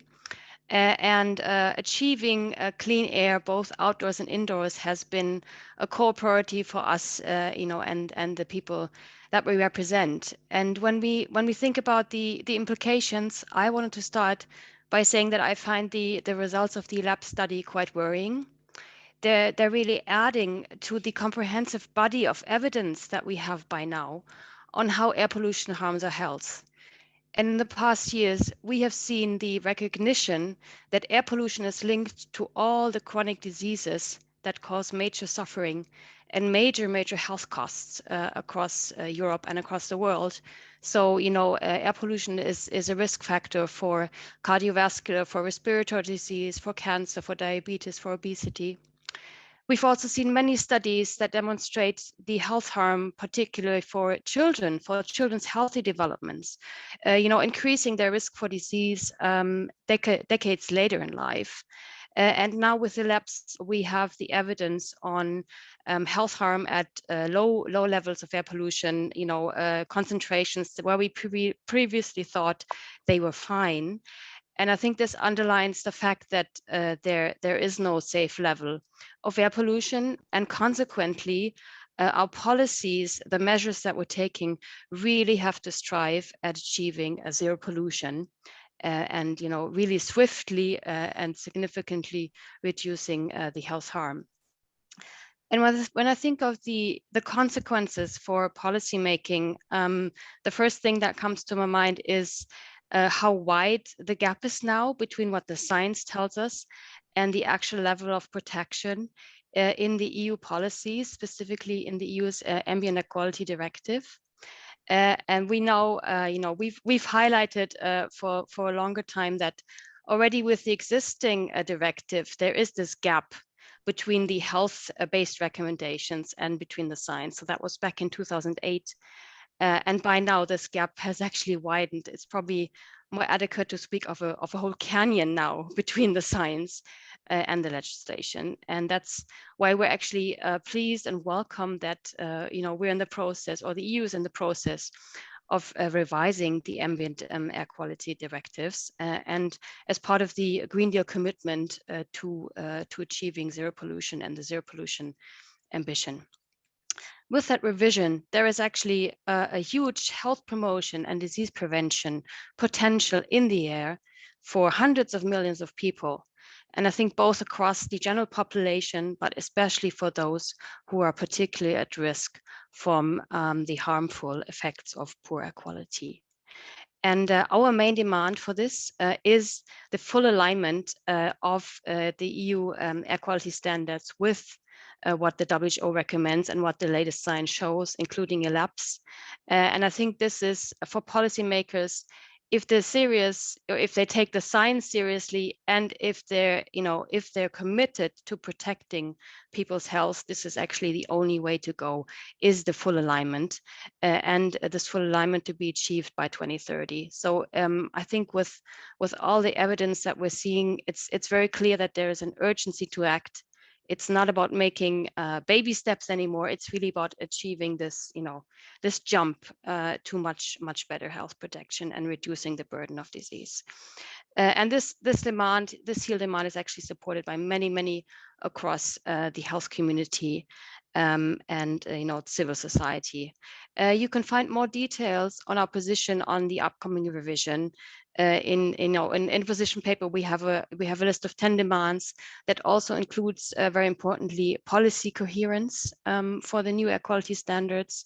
That also includes a mechanism to automatically update the legislation when new science comes out, to ensure that we actually have, we don't lose too much time between when we have new evidence and how that's then being uptaken in the policy, but also importantly, better information requirements and monitoring, and also improvements in alert systems. And for this revision, and sorry, one last point I also want to mention, we also mustn't forget that air pollution knows no borders. So I think what we're also doing in the EU should show some leadership also for the European region as a whole. And in this revision, the health sector is ready to provide expertise and to advocate so that we swiftly and steeply reduce the current health burden from air pollution, which is unacceptably high. Thank you very much. Thank you very much, Anne, for these very important remarks. With this, I will switch to Tom Lubin, who will make some reflections on what's going on in US and ELAPS results in the context of recent evidence from US. And Tom Lubin is a senior epidemiologist in US Environmental Protection Agency's Center for Public Health and Environmental Assessment. In this role, Tom characterizes the scientific basis for criteria air pollutants leading to the review of national ambient air quality standards and conducts and publishes policy relevant epidemiological studies. So Tom, the board is yours. Thank you very much, Sorana. And thank you for the opportunity to speak today. And let me first begin by congratulating the ELAPS team for some amazing research, as well as the HEI team for the suite of these 3 studies that I think contribute very valuably to the evidence base. Let me begin. So I'm gonna just spend a little bit of time providing some context and trying to place some of these results into context with the recent evidence for air pollution and health. Of course, focusing on my perspective from the US EPA and my contribution to recent integrated science assessments that supports our National Ambient Air Quality Standards program. And so I want to start today talking about PM2.5 and mortality. And I've created this forest plot here that places the recent studies funded by HEI, including ELAPSE, in context of other North American cohort studies, just so we can kind of see where they fall with regard to the mean concentration level as well as the results. And so we have the pooled results and the meta results here using for the meta-analytic results or the administrative cohort results. I've placed it here with the lowest mean concentration from the lowest country. But you can see that the results here fit very nicely and are quite consistent with other results from North American cohort studies. The results that are presented here in blue are for the Medicare or the US results. So you can see them kind of here in the middle, and then the green are the Canadian maple studies down here with the lowest mean concentrations. But overall, these three large studies really kind of help to flesh out what we've known to be positive associations between PM2.5 concentrations and all-cause or non-accidental mortality. I do want to mention that these results are for the linear effect estimates, and we've seen many different figures today that show the concentration response function and the shape of that function. And if I had more time, I would go into the evidence that is included in the 2019 PMISA that shows that there is recent evidence showing supralinear concentration response functions at the lower concentrations, especially for cardiovascular effects and cardiovascular mortality. We see that with the studies from Canada as well as other US studies. Certainly see that here in ELAPSE. I also want to focus and kind of highlight the importance of the co-pollutant results that are included in ELAPSE and how these are weighed quite heavily when we are making causality determinations for ISAs. The potential for confounding by co-occurring pollutants is very important, and so these co-pollutant results help to reduce that uncertainty related to this potential confounding factor. The subset analyses that were conducted in ELAPSE are also quite helpful, looking at different threshold concentrations and the results below those thresholds. And then finally, the species, the different PM species that were included in ELAPSE, which focused really on black carbon, are also important and something that we talk about quite a bit. And I have a slide that shows some results from the 2019 PMISA focusing on these PM species. And so first, I'll focus on this figure, this heat map here. So as of 2019, there were 9 studies that looked at long-term exposure to PM2.5 and mortality that also examined one of these components. And so we focused on studies that had both a PM2.5 mass effect estimate as well as an effect estimate for the component. And here for the heat map, the dark blue is statistically significant positive association. The light blue is a positive, though not statistically significant association. The red would be a negative statistically significant association, and this kind of orange or peach color would be a negative, but not statistically significant association. And we can see that of the 9 studies that looked at PM2.5, they also have positive results. Almost all of them were statistically significant. 5 of those studies also looked at black carbon and elemental carbon. They also have positive statistically significant associations. So the results from ELAPSE would fit right in here, very consistent with what we've seen in previous studies. I do want to point out that, for the integrated science assessment, the question that we're really asking is, would there be a component that would be a better indicator to use in the regulatory process? And so when we look across all of these results, we conclude that PM2.5 remains to be the best indicator for regulatory purposes. And you can see some quotes from the ISA there. I also want to just quickly point out that we find it very important to, when we're comparing PM2.5 mass to PM components, that we are looking at a comparable indicator or comparable interval for the effect estimate.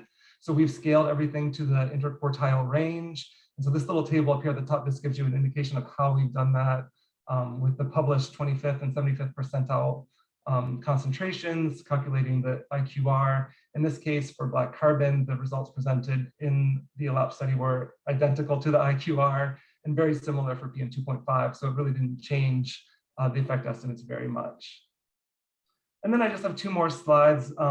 talking both about ozone and NO2. So this slide includes studies in black that were included in the 2020 ozone ISA, looking at long-term exposure to ozone and mortality. And this is unfortunately a mix of studies that use the ozone concentration averaged over the entire year, as well as some that just use the warm season.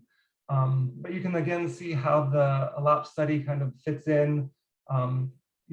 There's been a lot of discussion about the effect estimates that are below 1 observed in ELAPS, and then what you see once you start controlling for co-pollutants and other things. But this is not particularly abnormal. We can see that similar things have been observed elsewhere, especially in some of the European cohorts. We can see that for the Medicare cohort in the United States and the MAPLE study in Canada, we see small positive associations between ozone and mortality. So there is some difference there. And I think we can have a more in-depth discussion if people have questions about why there could be some discrepancies there. And then finally, I have a figure for NO2 or NOx. And again, this is one of our older assessments, which was finished in 2016. So the studies in black have not been updated since 2016, but I still wanted to place the ELAP studies here in context. And you can see that these are some of the lower concentrations compared to some of these somewhat older studies, but the results are very consistent with what we've seen in the past. And they provide really important evidence of these concentrations that are lower and lower. And with that, I will end. Move on.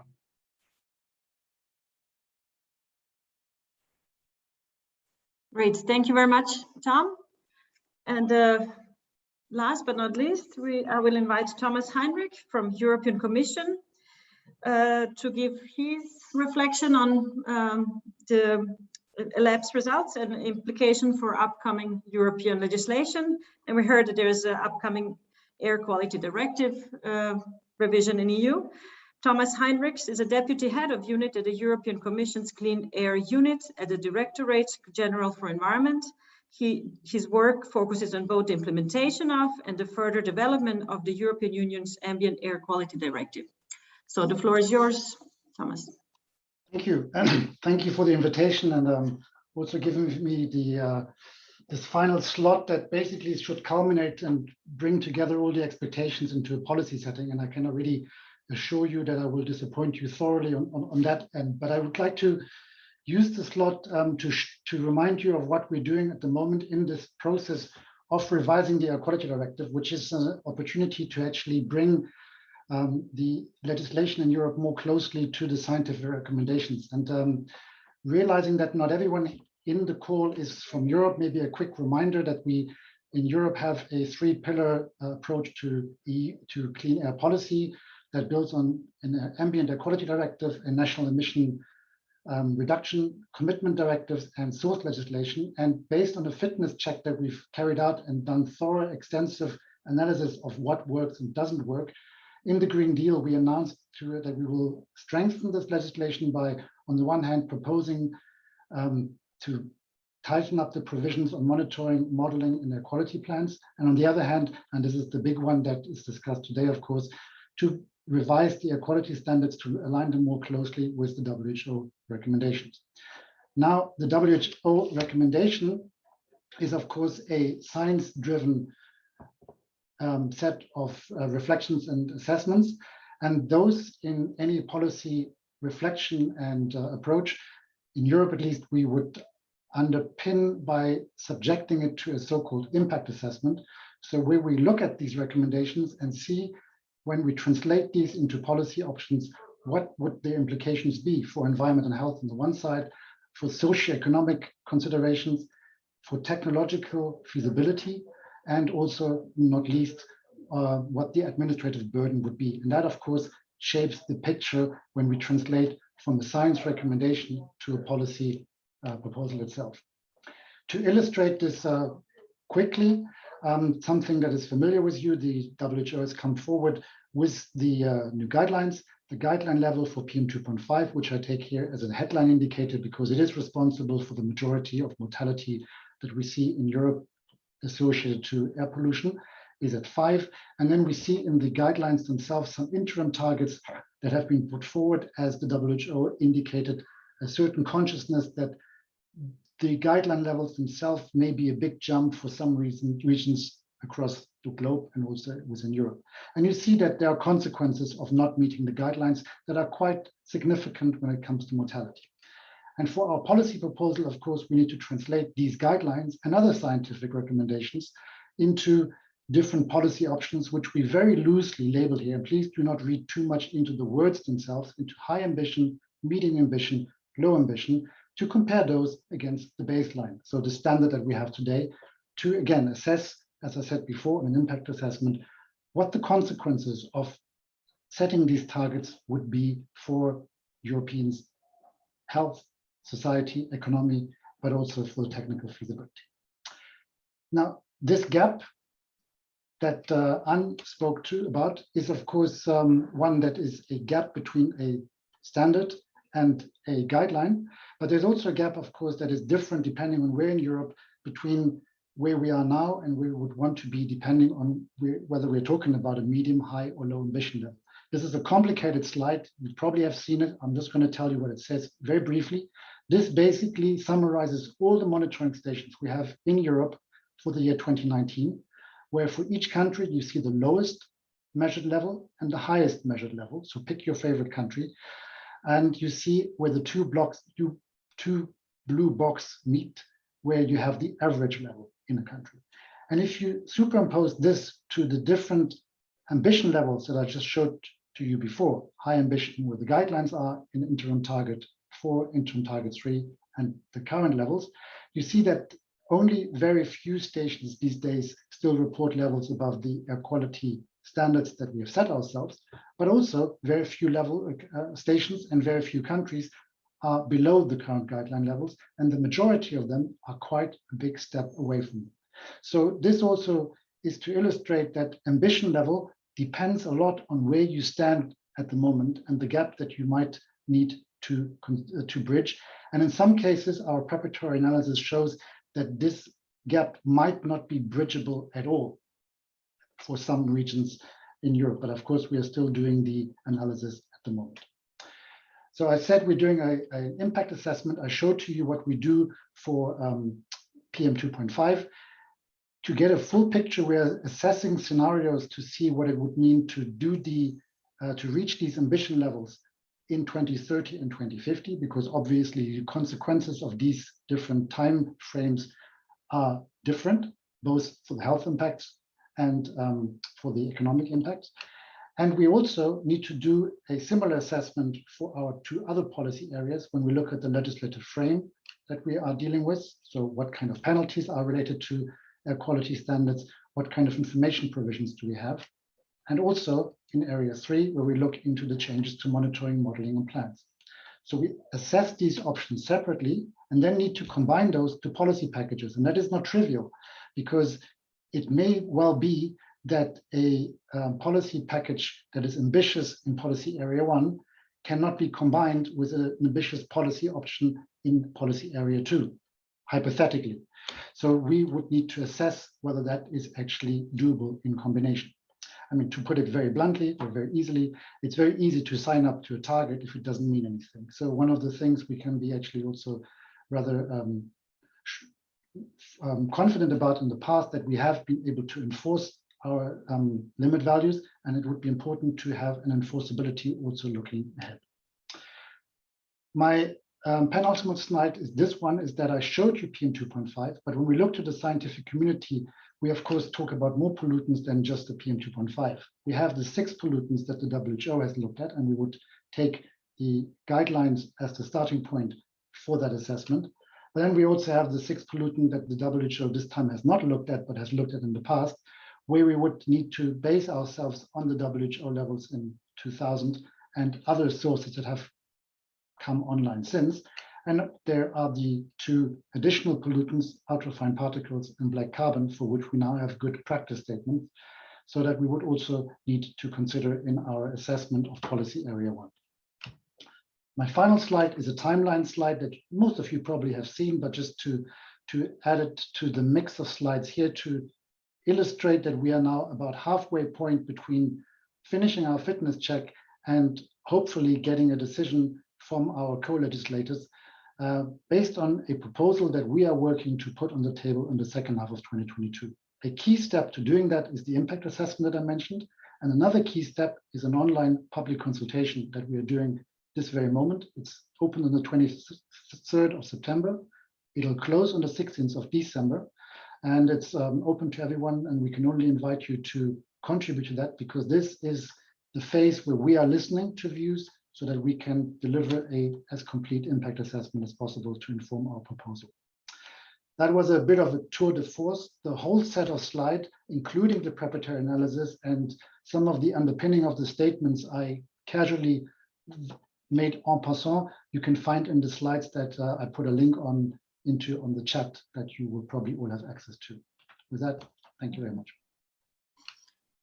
Thank you very much, Thomas, for this nice overview of the legislative process undergoing. And thank you all discussions for your short presentations. It's 5 o'clock now, and we decided to extend the session by 15 minutes to give time to everybody to pose some questions and to have a discussion with the panelists. And I will open the floor for the first question. And I believe this one is to the Rota. Some of have been answered, but we'll bring them up again. The Rota, would you comment on the choice of health endpoints in health impact assessment, given the increase in knowledge base of the effects of air pollution on many metabolic and cognitive diseases?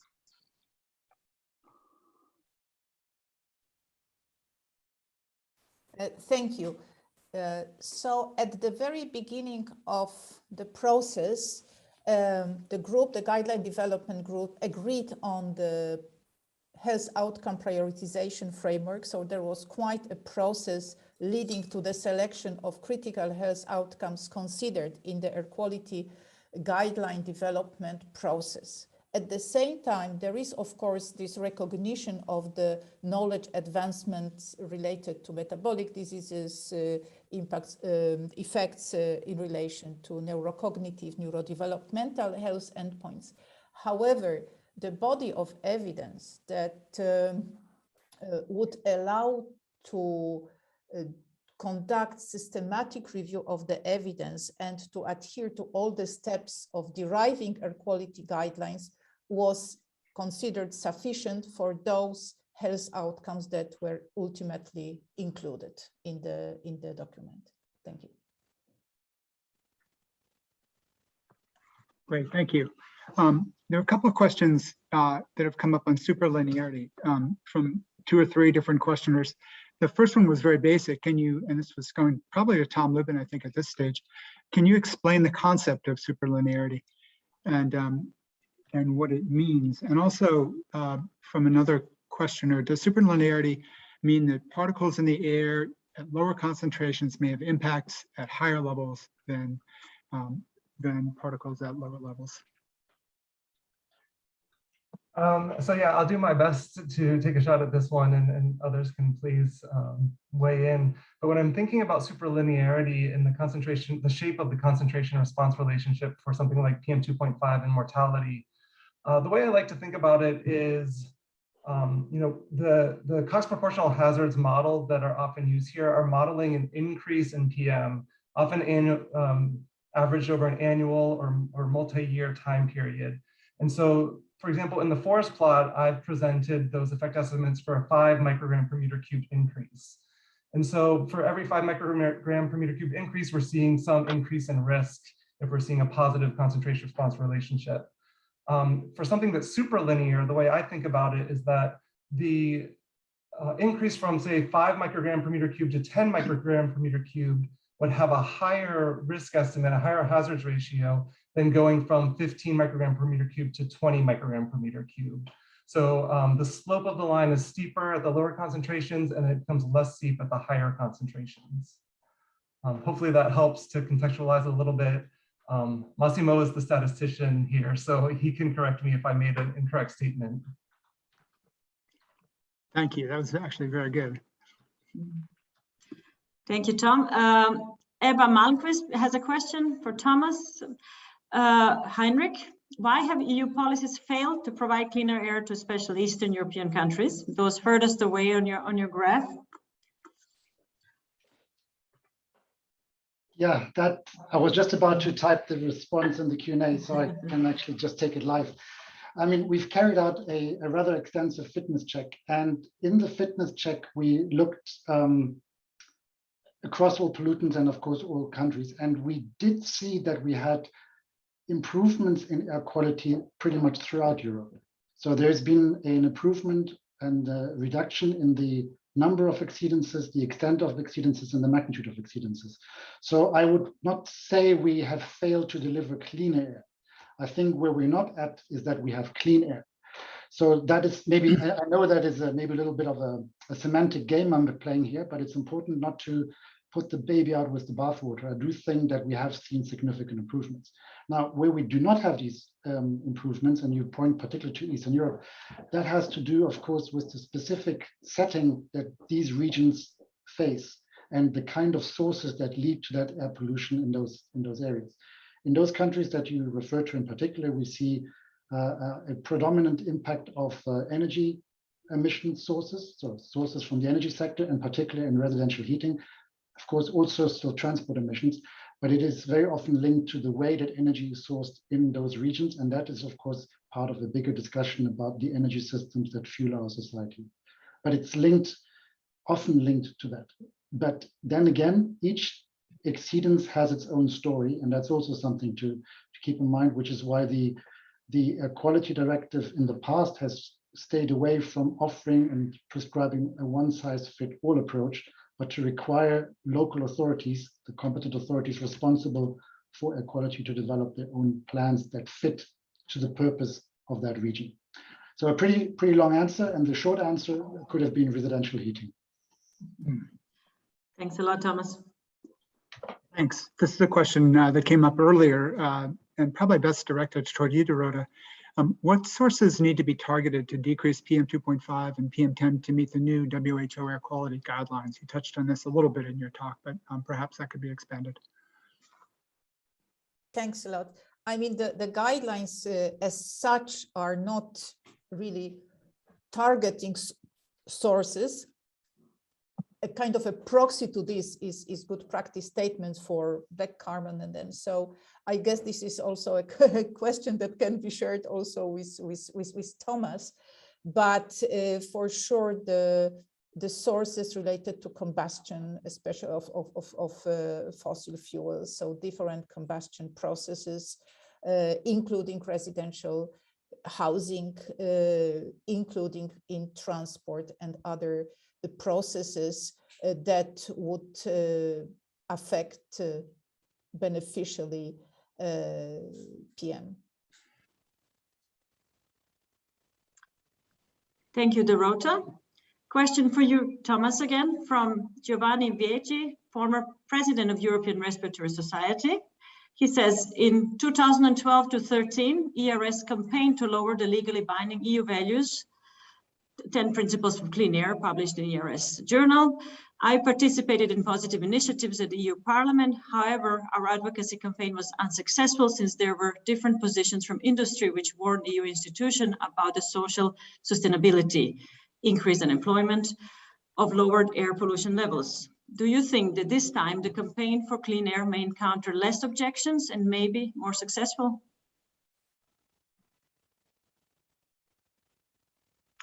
Well, that is it's a good question. I would say that whatever happened in 2013 was not unsuccessful either, because we did have a clean air program for Europe that was put forward in 2013 that ultimately resulted in the update of the National Emission Reduction Commitments Directive. So we with that set Europe on a path to reducing the health impacts from air pollution by 50%. Or 48% back then. By now we're moving it up bit by bit with the Zero Pollution Action Plan. So I don't think I wouldn't go as far as saying it was not successful, but I do recognize what you say is that there's of course a plethora of views about the feasibility and the consequences of tightened air quality standards. So on the one hand, the health benefits that we're discussing now are pretty obvious, and they also can be quantified, and they have been quantified in 2013 and are being quantified now. But at the same time, of course, that meets a reality where there are other sectoral interests that, not necessarily out of nefarious reasons, but for reasons of trying to put Europe on a trajectory towards this, have a different estimation of how that can be done, that we will face also this time. So I do not think there is a fundamentally different discussion, that we do not have to constantly and clearly articulate what the health benefits are, because there are other questions in play. So we need to make sure that the health benefits are formulated well as well. Depending on where you stand, health benefits can override all of these other issues. Other stakeholders in society with similar voices may have different views, and that's where this public consultation that we have becomes also quite important. So do I think this time we'll be seeing less objections? I don't know. It's difficult to speculate. I think we'll see similar objections, but the question is how society as a whole will look at them. Thank you very much, Thomas. Could I just add to that, Sorana, because I wanted to say one thing that I think has definitely changed from a couple of years ago is the level of awareness and also the level of concern within the population. You know, we have seen more and more people that want clean air and that have come out with a clear call, including in Eastern Europe, where you have lots and lots of grassroots organizations. In Poland, for example, with anti-smog organizations, or, you know, in citizens movements in Bulgaria. And, you know, you have so many people across the EU actually monitoring clean air to find out, well, what is the situation, you know, in front of my doorstep. You have thousands of people who responded to a petition. So I think it's very clear that, you know, the readiness and the call in our population is there. Unfortunately, where the resistance has been and the blockage has been, and I want to be very clear about that, is with the national governments. And I think they very much lag behind. They lag behind what the people want in their country, and they lag behind what the science says. And this is why this time it's really, really important that our national leaders, they hear the scientific evidence, and they hear the call to better protect our health. And I think especially after the pandemic, when, you know, we have seen all these many efforts to protect our health, and health concerns have really risen, you know, to the top of the political agenda. I think this also has to translate now into what we're talking about, the standards. I don't mean advocating for the same kind of measures, but I think in terms of the level of commitment, this is definitely something we want to see now. Thank you. Thank you. Thank you, Anne. Time for one final question, Bob? Sure. I will say there are a number of questions in the chat and the Q&A that we won't get to today, and a number of them focus on these issues, particularly around Southeastern Europe. One of them, and it's a challenging question for sure, is I start noticing a certain reluctance toward new WHO air quality guideline, arguing the feasibility issue, the population acceptability, the uncertainties surrounding measurements or modeling of low air pollution levels, and that we are reaching natural or biogenic air pollution emissions. I wonder if there are any remarks on this. And I know the Commission is just starting your process, so that's a bit of a challenging question, but these are out there as real questions. Well, if I may, Bob, we had the question from Sylvia Medina, I think I saw in the chat. We had similar concerns and reservations 15 years ago when the last air quality guidelines were promulgated, and when the last air quality directive was put together, as Thomas mentioned. And over time, I think many jurisdictions came to the realization that doing something about air pollution was more feasible than they thought initially. And they've actually done so. And in fact, in the ELAP study, with our back extrapolation to baseline levels, we actually demonstrate clearly and directly that these levels of pollution have come down more than we anticipated were possible in 2005.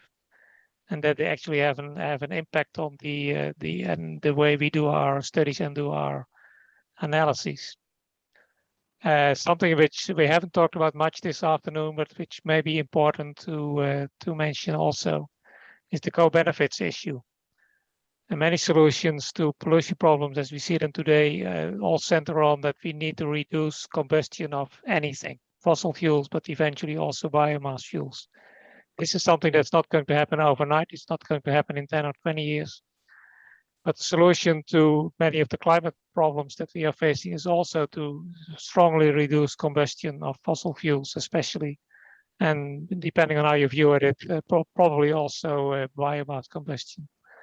So I think if we can have a focused discussion on the co-benefits issues of the climate policies on the one hand and the pollution problems policies on the other hand, focusing on reduction of combustion across the board over a long period of time that it's going to take, we may have a perspective which is better than what Sylvia is fearing, I think. And maybe Thomas can say a few words about the co-benefits issue as well.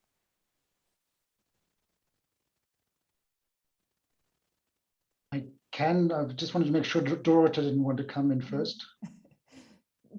Just very briefly, I think, of course, the area is very complex, but really stressing the relevance of health benefits, let's say per se, and health co-benefits is critically important, because this is such an important component into these discussions and equations related then to economic investments, societal acceptance, etc. So if we can quantify and convey the message of the health gains, of the health benefits of actions, this is something that really needs to be strengthened. And yes, indeed, exploring also these co-benefits of mitigating climate change and reducing the sources of air pollution needs to be even more prominently highlighted. I mean, the guidelines were issued just a few weeks before the upcoming COP in Glasgow, and we would also very much like to bring these agendas to the attention of people involved also in the health program of COP and of course beyond. Thank you. Okay, thank you very much. Go ahead, Thomas. But I think I owe Sylvia still an answer, so I wanted to just dodge away from this, which is I don't think it's a certain reluctance to the WHO guidelines. I think that the commitment to align more closely is pretty firmly. It's part of the European Green Deal, and none of the scenarios that we are analyzing doesn't make a significant step from where we are today to something closer to the WHO guideline levels. Having said that, I think it is important to subject this to a proper impact assessment to see what we would be signing up to as a society by putting ourselves into a world where there's a target 1 or target 2. And that can only be done if we assess the feasibility properly. So there are some concerns, and they are based on sound modeling, sound exercise, and also to answer Bert's own question, they take into account the co-benefits and the decarbonization perspective that we have, that even with that, there may be regions where it's not possible to go all the way to, but as we know from the curves that you showed so impressively, that every step along the way will bring health benefits. So again, I don't quite share the pessimism that is in the question, because every step towards that 5 in itself brings health benefit. Now, the question is for us to assess properly what is the policy consequence of choosing a specific target, so that then the co-legislators actually can take an informed decision on what they are willing to commit to. Because in the end, and Anne pointed to that, it all hinges on member states and competent authorities being able to implement this. And if we set ourselves a target that we cannot reach, then the efforts to implement this fully may also be less satisfactory. So in that sense, I think it's about finding the best possible balance in an impact assessment that takes into account the more close alignment, and to mean that as more closely to the WHO. So I hope that gives you a bit of confidence that we're not dismissing this option and we're analyzing this, but we're not going to be able to subscribe to any outcome before we haven't done the analysis. Thank you very much, Thomas, for leaving this at an optimistic, positive note from European Commission. I thank everybody for great questions, great discussion. I think now we're almost 20 minutes over time, and we could go probably for 20 minutes more easily, but we have to wrap up this session now. I hope that this session with a showcase of a lab's results shows us, along with WHO air quality guidelines and massive other evidence that came recently, just last few years, on enormous health effects, even at levels way below current legislation, just provide more solid evidence and support to this health argument in all legislative decision making. So we're also optimistically with you, Thomas, looking forward Air Quality Directive revisions, and we'll patiently listen.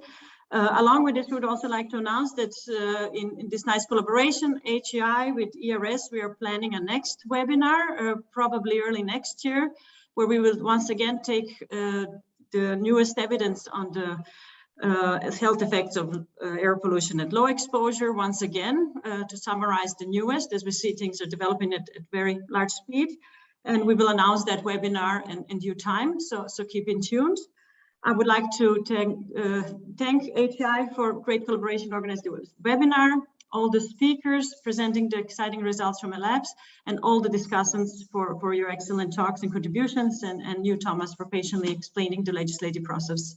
So with this, and thanks all participants, we're very overwhelmed with great support. We were 420 participants at the best at some point of time, and over 700 registers. So thank you very much. And by this, I will close the session, and you will be all able to get the link to the recorded session as well as slides. So thank you very much, and goodbye.